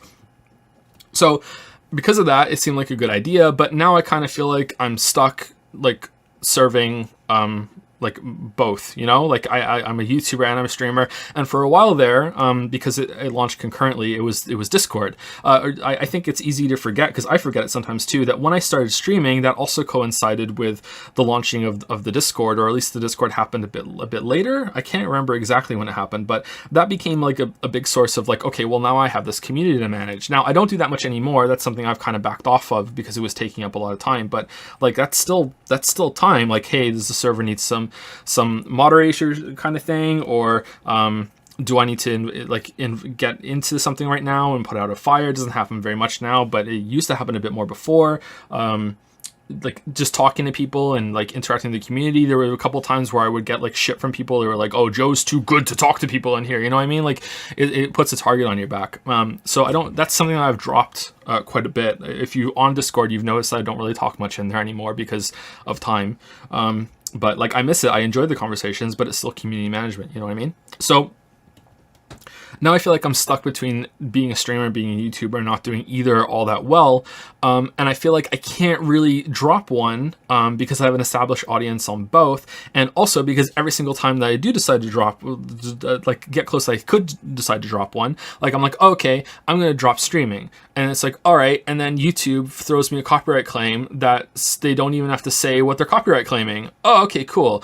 Okay, I'm going to drop YouTube. Okay, well, oh no, now I have to delete every single one of my VODs because of DMCAs that end up not going anywhere, but it was a big scare. Well, shit, is Twitch really all that stable? You know what I mean? So it's kind of stuck on both. That sounds hella stressful. Well, it is, but it's also like the epitome of first world problems. It's like, oh no, I have success on the internet as an online critic that gets to play video games. You know what I mean? Like, but oh no, the platforms aren't all that stable. What should I do? Like, no job is 100% stable, but it's hard to put everything like that in jeopardy. You know, like it's a big thing to risk because it's such a good job. You know. It's stressful and you work hard, but yeah, it's something that you have to go through. Anyway, so like, yeah, I feel like I'm stuck between them. If I had to choose right now, I'm sorry because you're watching the streams, I would choose videos. If I had to choose one to do, streaming is easier in the moment, but it's harder in terms of the long-term schedule. I have a fairly serious sleep disorder, and some days, like today, I've been awake since 11 p.m. last night. There are some days where I've streamed having not slept for 24 hours because I just couldn't sleep. And if I had fallen asleep, I would miss the stream. And streaming is very much about, you have to have a schedule and you have to show up on that schedule. And if you miss a day, like you feel it, like your numbers drop. There are people that are like, okay, well, I'm going to start watching someone else now. And then that person has my time slot now. And you're not reliable, so I'm not going to show up. And that's 100% fair. And you really, that's just how it is. And that's like completely understandable. But yeah, like streaming is very much like, yeah, you have to stick to it. And that's the best way to grow your audience. But YouTube is the harder job to do, but it's easier on the schedule, but I feel like it's more rewarding. But sometimes streaming has gotten very rewarding when we have like a big event. I like making like stupid jokes and riffing off the games and everything. We have a lot of fun. But I think overall I would choose the videos if I could drop one and go on to the other one. But I can't. So we're kind of stuck with both.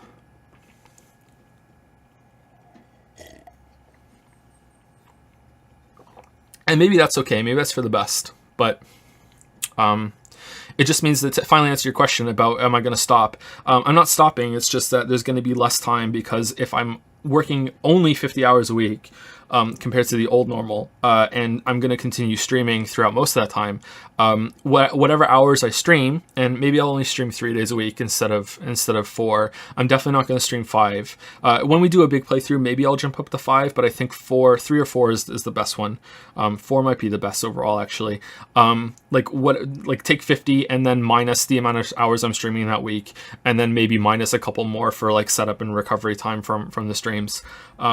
And then that's how much time I have left to work on videos. Now, the 50 hours I'm going to work probably don't include, like, strictly speaking, playing the game, because, like, I can play the game while doing other things. Like, for the Genshin video, I've been able to like multitask play Genshin while I'm looking after the kids, or sometimes I have like one of the kids like on my lap and I'm interacting with them at the same time. Like I'm passively playing the game while I'm talking to Lily about what we're going to do. We're making plans, you know, but not every game's like that. Like I can't go downstairs and play fucking Cyberpunk in front of them where I'm just chopping guys' heads off. Like Cyberpunk in the house is known as spooky game because I'll say to the kids, I'm going to go upstairs and play spooky game. You can't come into the room while I'm playing spooky game. And then Finn will sneak into the room and say, Daddy, is this spooky game? And I'm like, yes. And he looks at the screen and goes, so spooky, no matter what I'm doing. You know what I mean? Like, so, yeah, that's not always going to be the case. But in terms of that, like, yeah, I might be playing Genshin, or it was Path of Exile for a while because I wanted to make a video on Path of Exile. I think I still will when Path of Exile 2 comes out, maybe after it gets a few expansions. I was able to do that and be like, okay, cool. Or I'm just keeping up to date with some other game, and I'm like, okay, I need this for research, you know? I need this as a reference point, even though I'm not doing a full video on it. So yeah. I don't know how much that would count for it, but it definitely wouldn't be like a full work hour.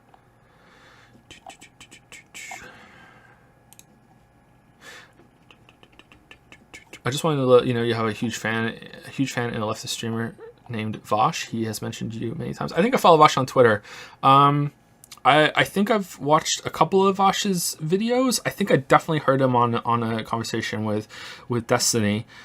He seems like a good guy. I don't know enough about politics to know what his stance, if it's good or not. It probably is good considering the things I've seen him say on Twitter. But like I said, I'm very politically ignorant, and I think that I shouldn't talk about politics in general because it's just such a huge commitment to learning the ins and outs of it properly.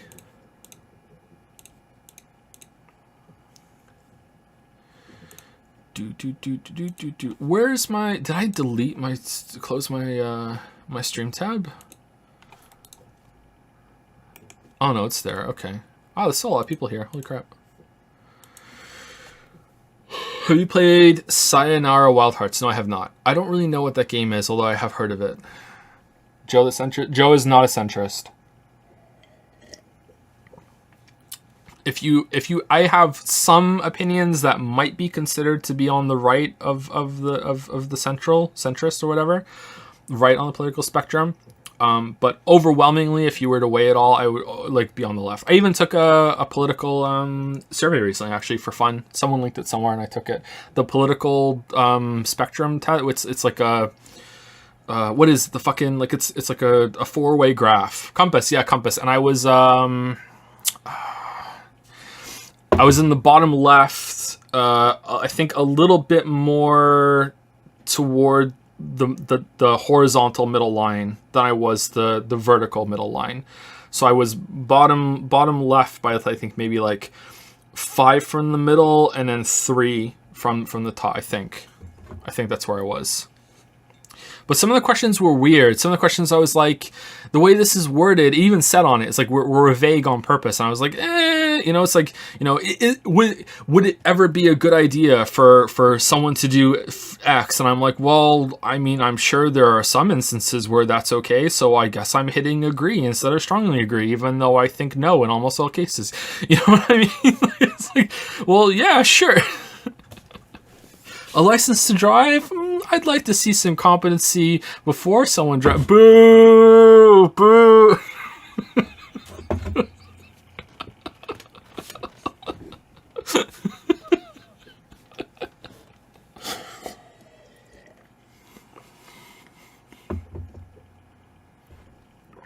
Favorite FromSoft game? Dark Souls 1. And then probably Bloodborne. I have not seen Invincible, sorry. You're not the first person to ask, so I'm just going to answer quickly. I haven't seen Invincible. Have you ever watched Bo Burnham's content? What is this? With the fucking Bo... Is this the new fucking Obra Dinn meme? Bobra Burnham Din? Like, no, I have not seen anything by Bo Burnham, sorry. Oh, political tests are horseshit. You can't just easily categorize someone's way of thinking. For sure, but I think that the way the questions were worded, I think it is a pretty good indicator of where you are generally. I think that you can get something of it and be like, okay, like, yeah, I'm somewhere over here. Like, when I saw the results, I was like, yeah, I think that kind of makes sense from what I've gathered from it. Like, you should do a political compass stream. Is a political compass something like a magical artifact that shows you the right take? It's like, instead of like north and south, it's like yes and no, and you're like, here we go. And when you're watching a stream, whoever has the biggest audience has the yes, and it points to them. Oh yeah, they're right. Okay, cool.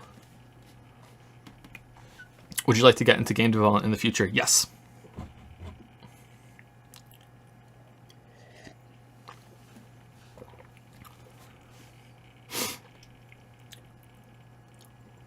Joe, you should watch Bo Burnham.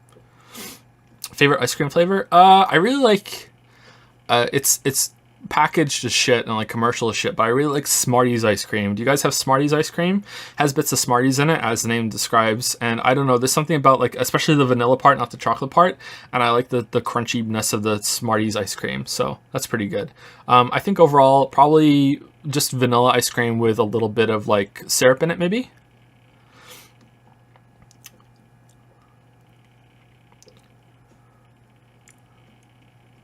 Favorite band user? Top Lolly for sure. Describe your ideal pizza, topping, sauce, etc. Okay, so not a thin crust, but not a thick crust either. Somewhere in the middle crust, centrist crust. Pepperoni, extra cheese, and depending on the place, crumbled bits of bacon. Now, depending on the place is very important. Like if the big pizza chains like Domino's is pretty decent with bacon. Like the more mom and pop shop, the more it tends to be that the bacon's worth it. But like getting bits of bacon on like a Pizza Hut pizza ruins the pizza for me. The bacon is like overpowered. Maybe it's just like, it's just chunks of meat that have like bacon flavoring like dripped all over them in some sort of like vial, and that's why it tastes bad. But yeah, it really depends on the bacon. Is it Canadian bacon? No, not always. Pea meal bacon, I'm not really a big fan of pea meal bacon, sorry. I very much prefer British bacon. British bacon is different from pea meal bacon.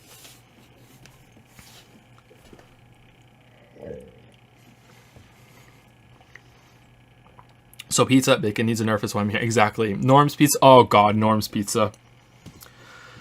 Oh, if you guys want to see something horrific, just Google Norm's Pizza, N-O-R-M, Moncton, and just look at the horrific logo that is Norm's Pizza. I banned it from the house. We got it once, I banned it. It was cursed. I'm not kidding, it's banned. We can't get it anymore. I banned it. You can ask Lily. She'll confirm. Favorite kink? Alan, for sure.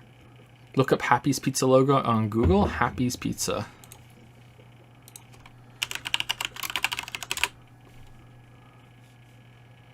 Happy's Pizza? Oh, Norm's is way worse than this. Although this 3D version is kind of fucked up. What the hell?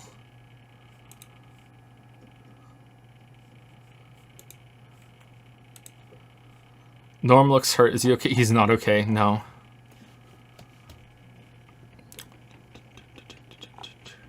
Favorite trick weapons from Bloodborne? I really like the Ludwig sword. I always like that weapon. It has a really good poke on it. It feels really good to switch from the long sword to the great sword. I really like that weapon. I also really like the axe too. The axe was fun.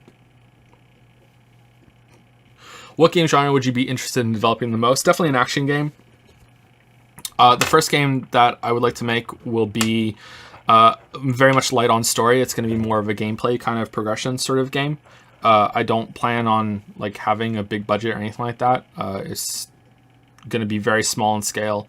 It'll have like some story and some writing, but it'll mostly be focused on like the concept and hopefully making a good combat system within the small scale and scope that we have. Have you heard of the new game of the Penis Elongation Quest Saga? No, I have not. No. Peck? Ligma? Have you heard of Game Builder Garage? No. Do you like Shadow of the Colossus? Yes, I do. That's the only game of theirs that I like. I do not like Eco, and I do not like The Last Guardian, but I love Shadow of the Colossus. How is Canada as an outsider? I'm planning on moving there soon. Canada's pretty good. The people are overall friendly. Of course, it depends on where you go. A big city is a big city anywhere, pretty much, though. I don't know where you're going, but like Moncton's all right, I guess. Canada is a lot like America, but there's like less zealotry, if that makes sense. Everything in America seems very extreme and polarized, and I don't know if that's just how it's being portrayed in the media. I don't know if it actually is that bad day to day when you go out and talk to people. Like the media has a way of making everything seem really awful. So from what I've seen of America, Canada is just kind of like America, but a lot more chill and laid back. But in a lot of ways, like culturally, they're identical. You know, like they're very close together, and like, yeah, I don't know. It's a lot different from Britain. overall, I feel like people are friendlier here when it comes to like when you're in public, but in private they're a bit more standoffish, and like they'll talk to you and everything, and they might overshare a little bit even, but it's very much like everyone keeps to themselves more privately. I know that doesn't make much sense, but that's the feeling I get when it comes to people in Canada. Whereas in Britain, they're a lot more standoffish and a lot more chilly, I guess, with you when it comes to public interactions and everything. But if you get to know someone well privately in Britain, they're a lot more jolly and genuinely friendly with you and everything, and you actually make an actual proper connection with someone. Whereas I think in Canada there's a lot more of a focus on, you know, that's your spouse is for that, you know, like you become really best friends with your spouse. And you might have a couple of friends that you already had if you grew up in Canada, but apart from that, that's all you've got. Whereas in Britain, you know, your spouse is also very important to you, although depending on the generation.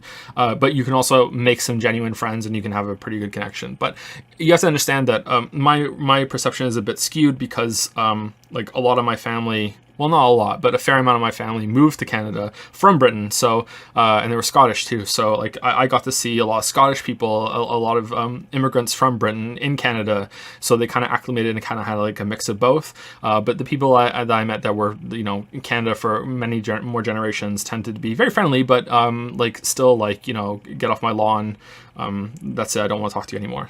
So that's how I feel about the different people. So I don't know if America's like that too. What age did you move to Canada? I moved to Canada first time when I was 5, and then we moved back to Wales. I was born in Wales, and then we moved back to Wales when I was 9, and then maybe I was 4 when we first moved here because I had a 5-year citizenship, and maybe they fast tracked a little bit. I definitely had my 10th birthday in Wales though, and then we moved back to Canada when I was 15, I think 15, and I've been here ever since. And I'm 36 this year in November. Will Jads ever be cleansed of the verves? I don't know what that is. Verve my balls? Do you have a Welsh accent? I do not. But if I went back, I would have it back again in about 2 to 3 weeks. I visited and I got it back very quickly. And when I came back to Canada, I got my Canadian accent back very quickly. But there's certain words that I will still say in different ways. I would be curious to find out if I went anywhere, if my accent would change very quickly. Maybe I'm just very easily influenced when it comes to accents.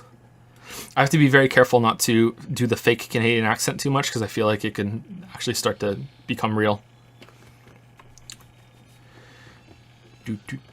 Who are the two most rightmost characters on that wallpaper? That's the protagonist from Persona 4 is the one with the glasses, and the one on the far right is a mantis from Faster Than Light that was named Swamps, and he just became a stream favorite. So he's just a randomly generated character. Fun fact about psychology in kids from Duolingo families: basically when you learn to communicate, you have to match a bunch of characteristics like smell, texture, a lot of small shapes that make a complex shape and so on, and then mash into a object with a name for it you hear from your parents. But when you hear 2 languages consistently used without a system, it's not like you do that amount of mental job and then boom, +1 label. Fuck no, you actually have to redo the whole job. And that results in a lot of cases when psyche of a child cannot keep up and children just develop a non-language and just can't speak since everything mashing with each other. Surprisingly, a very easy fix is for this one problem is to make one parent speak one language and stick to it, which gives a kid some system. Like if I want to communicate with one parent, I want to learn this, and with the other, I must learn this other mumbo jumbo. Oh, that's kind of cool. That's interesting. Is that true?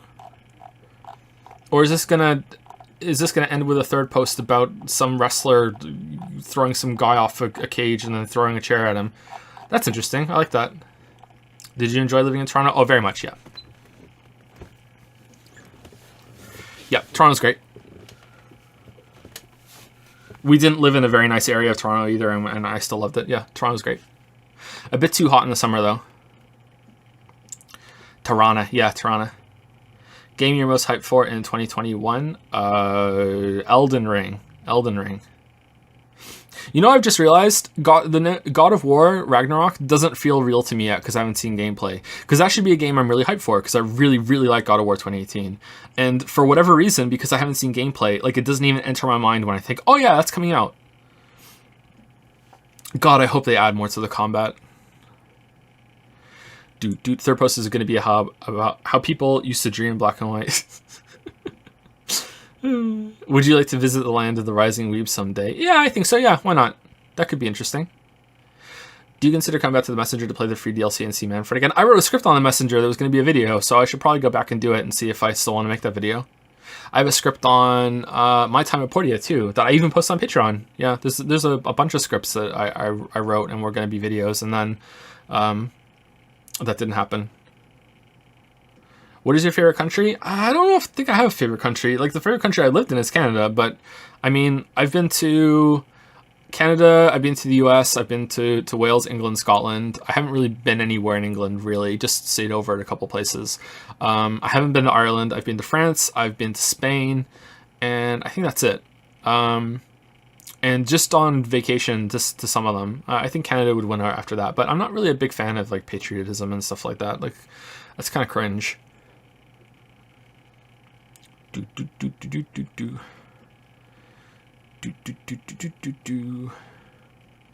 Missed the last 2 hours of this Q&A. Yeah, it's kind of a Q&A, yeah. But I really need to pee, so it's going to be over soon. Least favorite country? Australia. All the spiders. Where did you go in the US? New York. Went to New York City. And before that, like when I was a kid, I went to Buffalo with my family. My dad's family came over to visit in Canada, and we went down to the US for a bit. And they got me A Link to the Past while we were in the US. And they bought it for me, and I'm not sure if it was my birthday present or if it was just a present. Hey, we're in the US, we got Link to the Past. When you get home, you can play it. And that was a very, very long couple days because I really wanted to play Link to the Past. And I remember them telling me, and it must have been a joke. They said to me, "Okay, we're gonna hide it in the boot," because they were Welsh. We're gonna hide it in the boot of the car, and when we go through customs, don't tell them we have it, because if they find it, they're gonna charge us money for it, and they might take it away from us. Okay, don't tell them we got it for you. And I'm like, but I thought, like, in my head, like, the game at that point was like a brick of cocaine. Like, seriously, like, I was so, like, my heart rate was up. I remember sitting in the car, I was so scared, and like I don't know if this actually happened or not, or if it's just my memory has changed it, but like the customs guy was like, "So are you bringing anything?" And my dad was like, "Nope." And I went in the back and I'm like, but, and the guy just looks at me and my dad's like, "Shh, be quiet." And I'm like, I don't know if that actually happened or not, but I was like, I think it did. I was so scared that they were gonna find my fucking Link to the Past.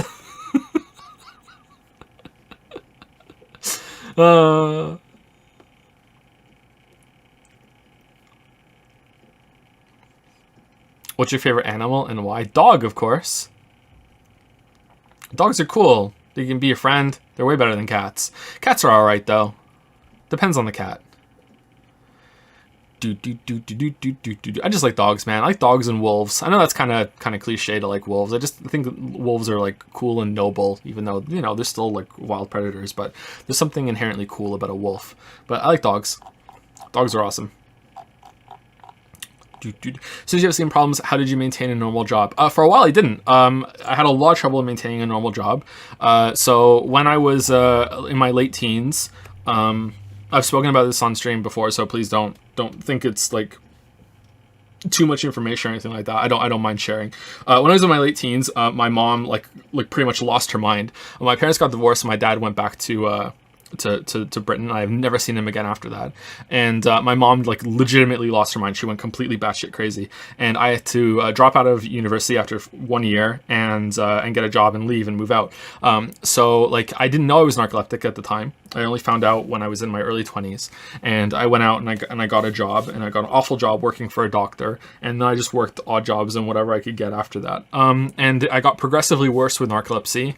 And I was in my, I think, fourth job or something. I worked in a warehouse, shipping out boat parts, among other things. I did a lot of things on that job. I was really good at that job. And I found out that I had narcolepsy because I was having a lot of trouble more and more trouble over the years, waking up and actually getting to work on time. Once I was there, it was fine, but like, yeah, it was becoming a real problem, and they were getting pissed at me. I found I was narcoleptic, and I went and did the sleep study and everything, and obviously they didn't give a shit because capitalism rules, and I lost that job, and I quit actually, but yeah, I was gonna get fired, I think, and I just did any work I could get my hands on after that would accommodate the schedule. So I did a bunch of online work, and at the lowest point, I don't know if I've ever said this on stream before. Maybe this is too much information. Maybe this will come back to haunt me, and some people will get angry. But I'm a big supporter of like not glamorizing anything. But when things got really, really bad, I did some drug trials for money. So I went to a facility, and you would sign up for it, and they would do like a big health check, and they would give you a very small amount of drug, and then they would take your blood. You would stay there overnight, and they would take your blood, and they would measure how much of it was in your system. It was a late stage drug trial though. Like, there was no risk of dying. I think out of all the ones they've ever done, like they've done like thousands and thousands of them, and like millions of participants over everything, and it's like one recorded death or something like that. Cool. It was actually kind of cool. It was an interesting experience. I think maybe 5 or 6 of them, and they paid really, really well too. So I would go, and I would like take a drug in the morning. I have to sleep there overnight, and they would install a catheter in your arm so they could take the blood easier. So you'd be like walking around with this like needle stuck out of your arm, and they would like draw your blood a little bit. So I did that a couple times when things were really, really bad, but mostly I just did online work. But yeah, me and Lily have been pretty open about this. Before the channel was launched, we were below the poverty line in Canada. So yeah, like we weren't doing really well at all. Like, well below the poverty line. There have been some months when the channel has been doing really, really well, where we made like considerably more in 1 month than we did in like a whole entire year at our lowest point. Like I'm not exaggerating. Like that's how low we were in terms of income, you know? Any side effects? No side effects. It was fine. Nothing bad happened.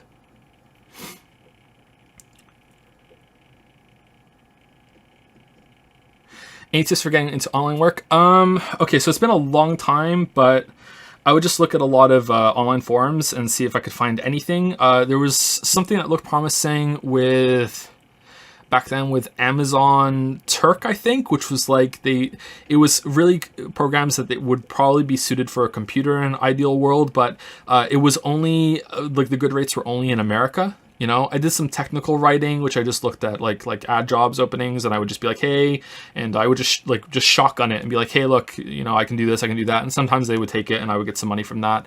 And sometimes they wouldn't. So yeah. But it was anything to just be able to get a little bit of money. But looking back, I was pretty dumb. I should have just like picked up programming or something. But I was really depressed back then in those years. That was when I was like really addicted to World of Warcraft. And it wasn't the World of Warcraft causing the depression. It was the depression causing World of Warcraft. It was like, okay, this is an escape from like the crushing situation that we're in, you know?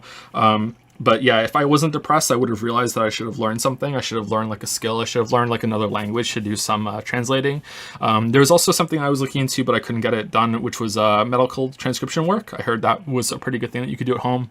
There might be more openings now that more people are suited to working from home and home office sort of thing. But yeah, learning another language to do some translating work or programming would have been a big one. And toward the end of it, but when finally the channel took off, that's what I was doing. I finally got out of my funk.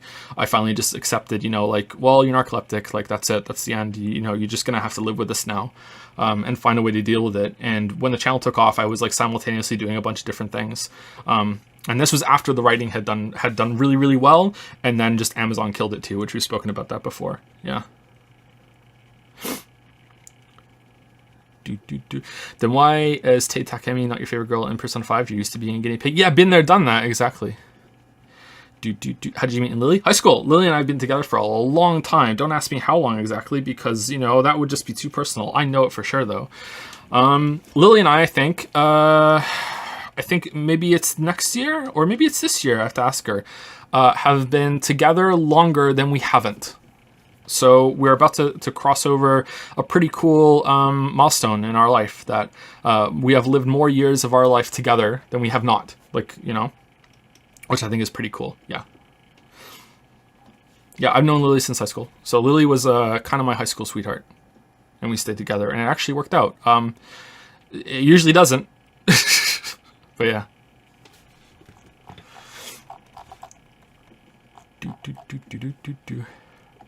Despite that part of your life, you are very self-aware. And I think that's a rare personality trait. Oh, thank you for saying so. I try to be. I know I'm a very flawed person. Everyone is. That's not self-deprecation. Everyone's a flawed person. I strongly believe no one really has their shit together, you know, and pretending that you do is just kind of insufferable. Like, definitely you don't take it so far that you are self-deprecating, and because people who are constantly putting themselves down are really annoying, and they can become like self-fulfilling prophecies, you know. But you should be, you know, don't like toot your own horn all the time. Like, sometimes having an ego when it comes to your work is a good thing, and you know, working with people with egos is not always bad, actually. But yeah, like, you should be realistic about yourself, and you shouldn't like pretend that you have your shit together when you don't.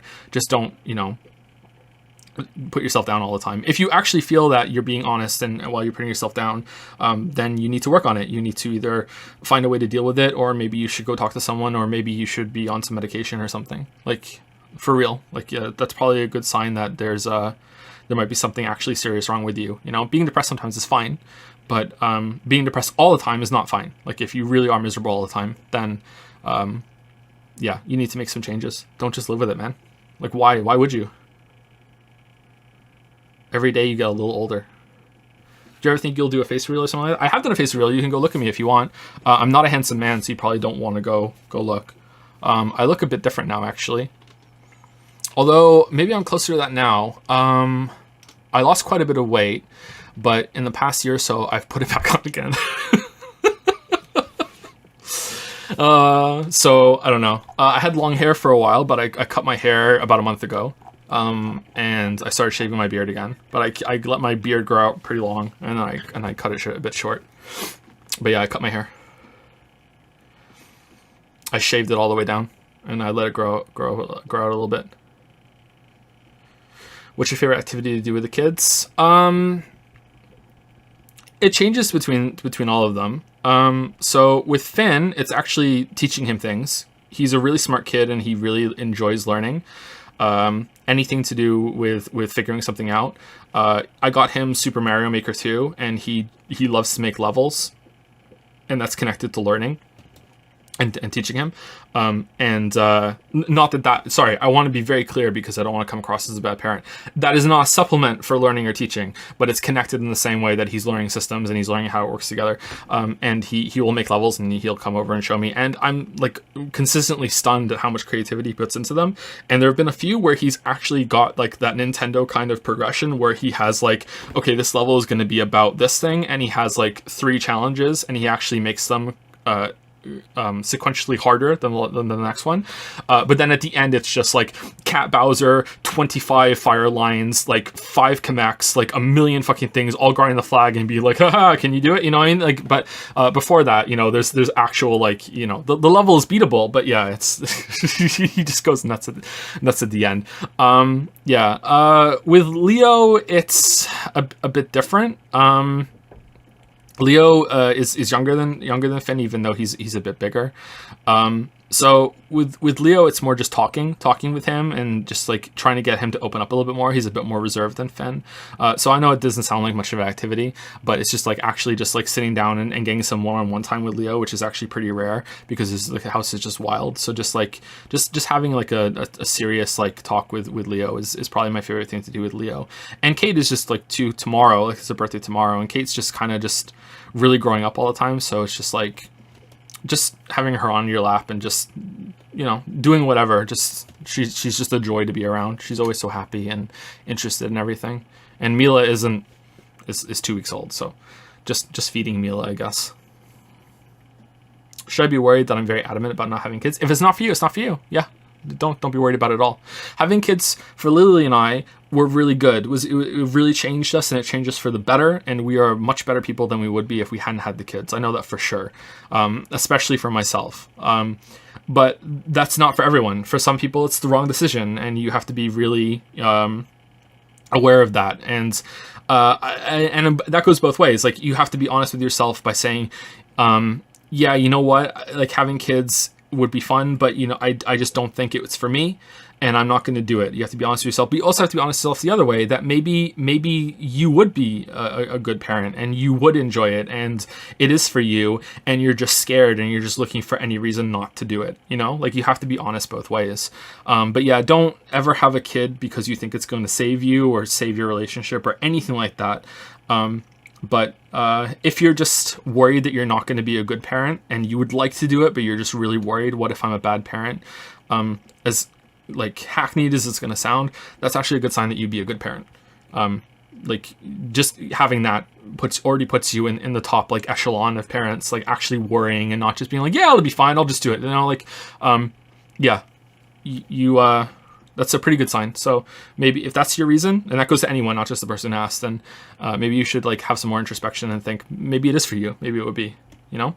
A good thing to view about kids is that they're not kids. They're like little adults. You know, you're not raising a child, you're raising an adult, and every single interaction you have with them is going to shape that adult that they're going to turn into. And as frustrating as it might be, and as trying and taxing as those interactions are, you still need to treat them like they're going to be one day, you know, and impart as many lessons as you can. But also, you also let them need to enjoy their childhood, you know.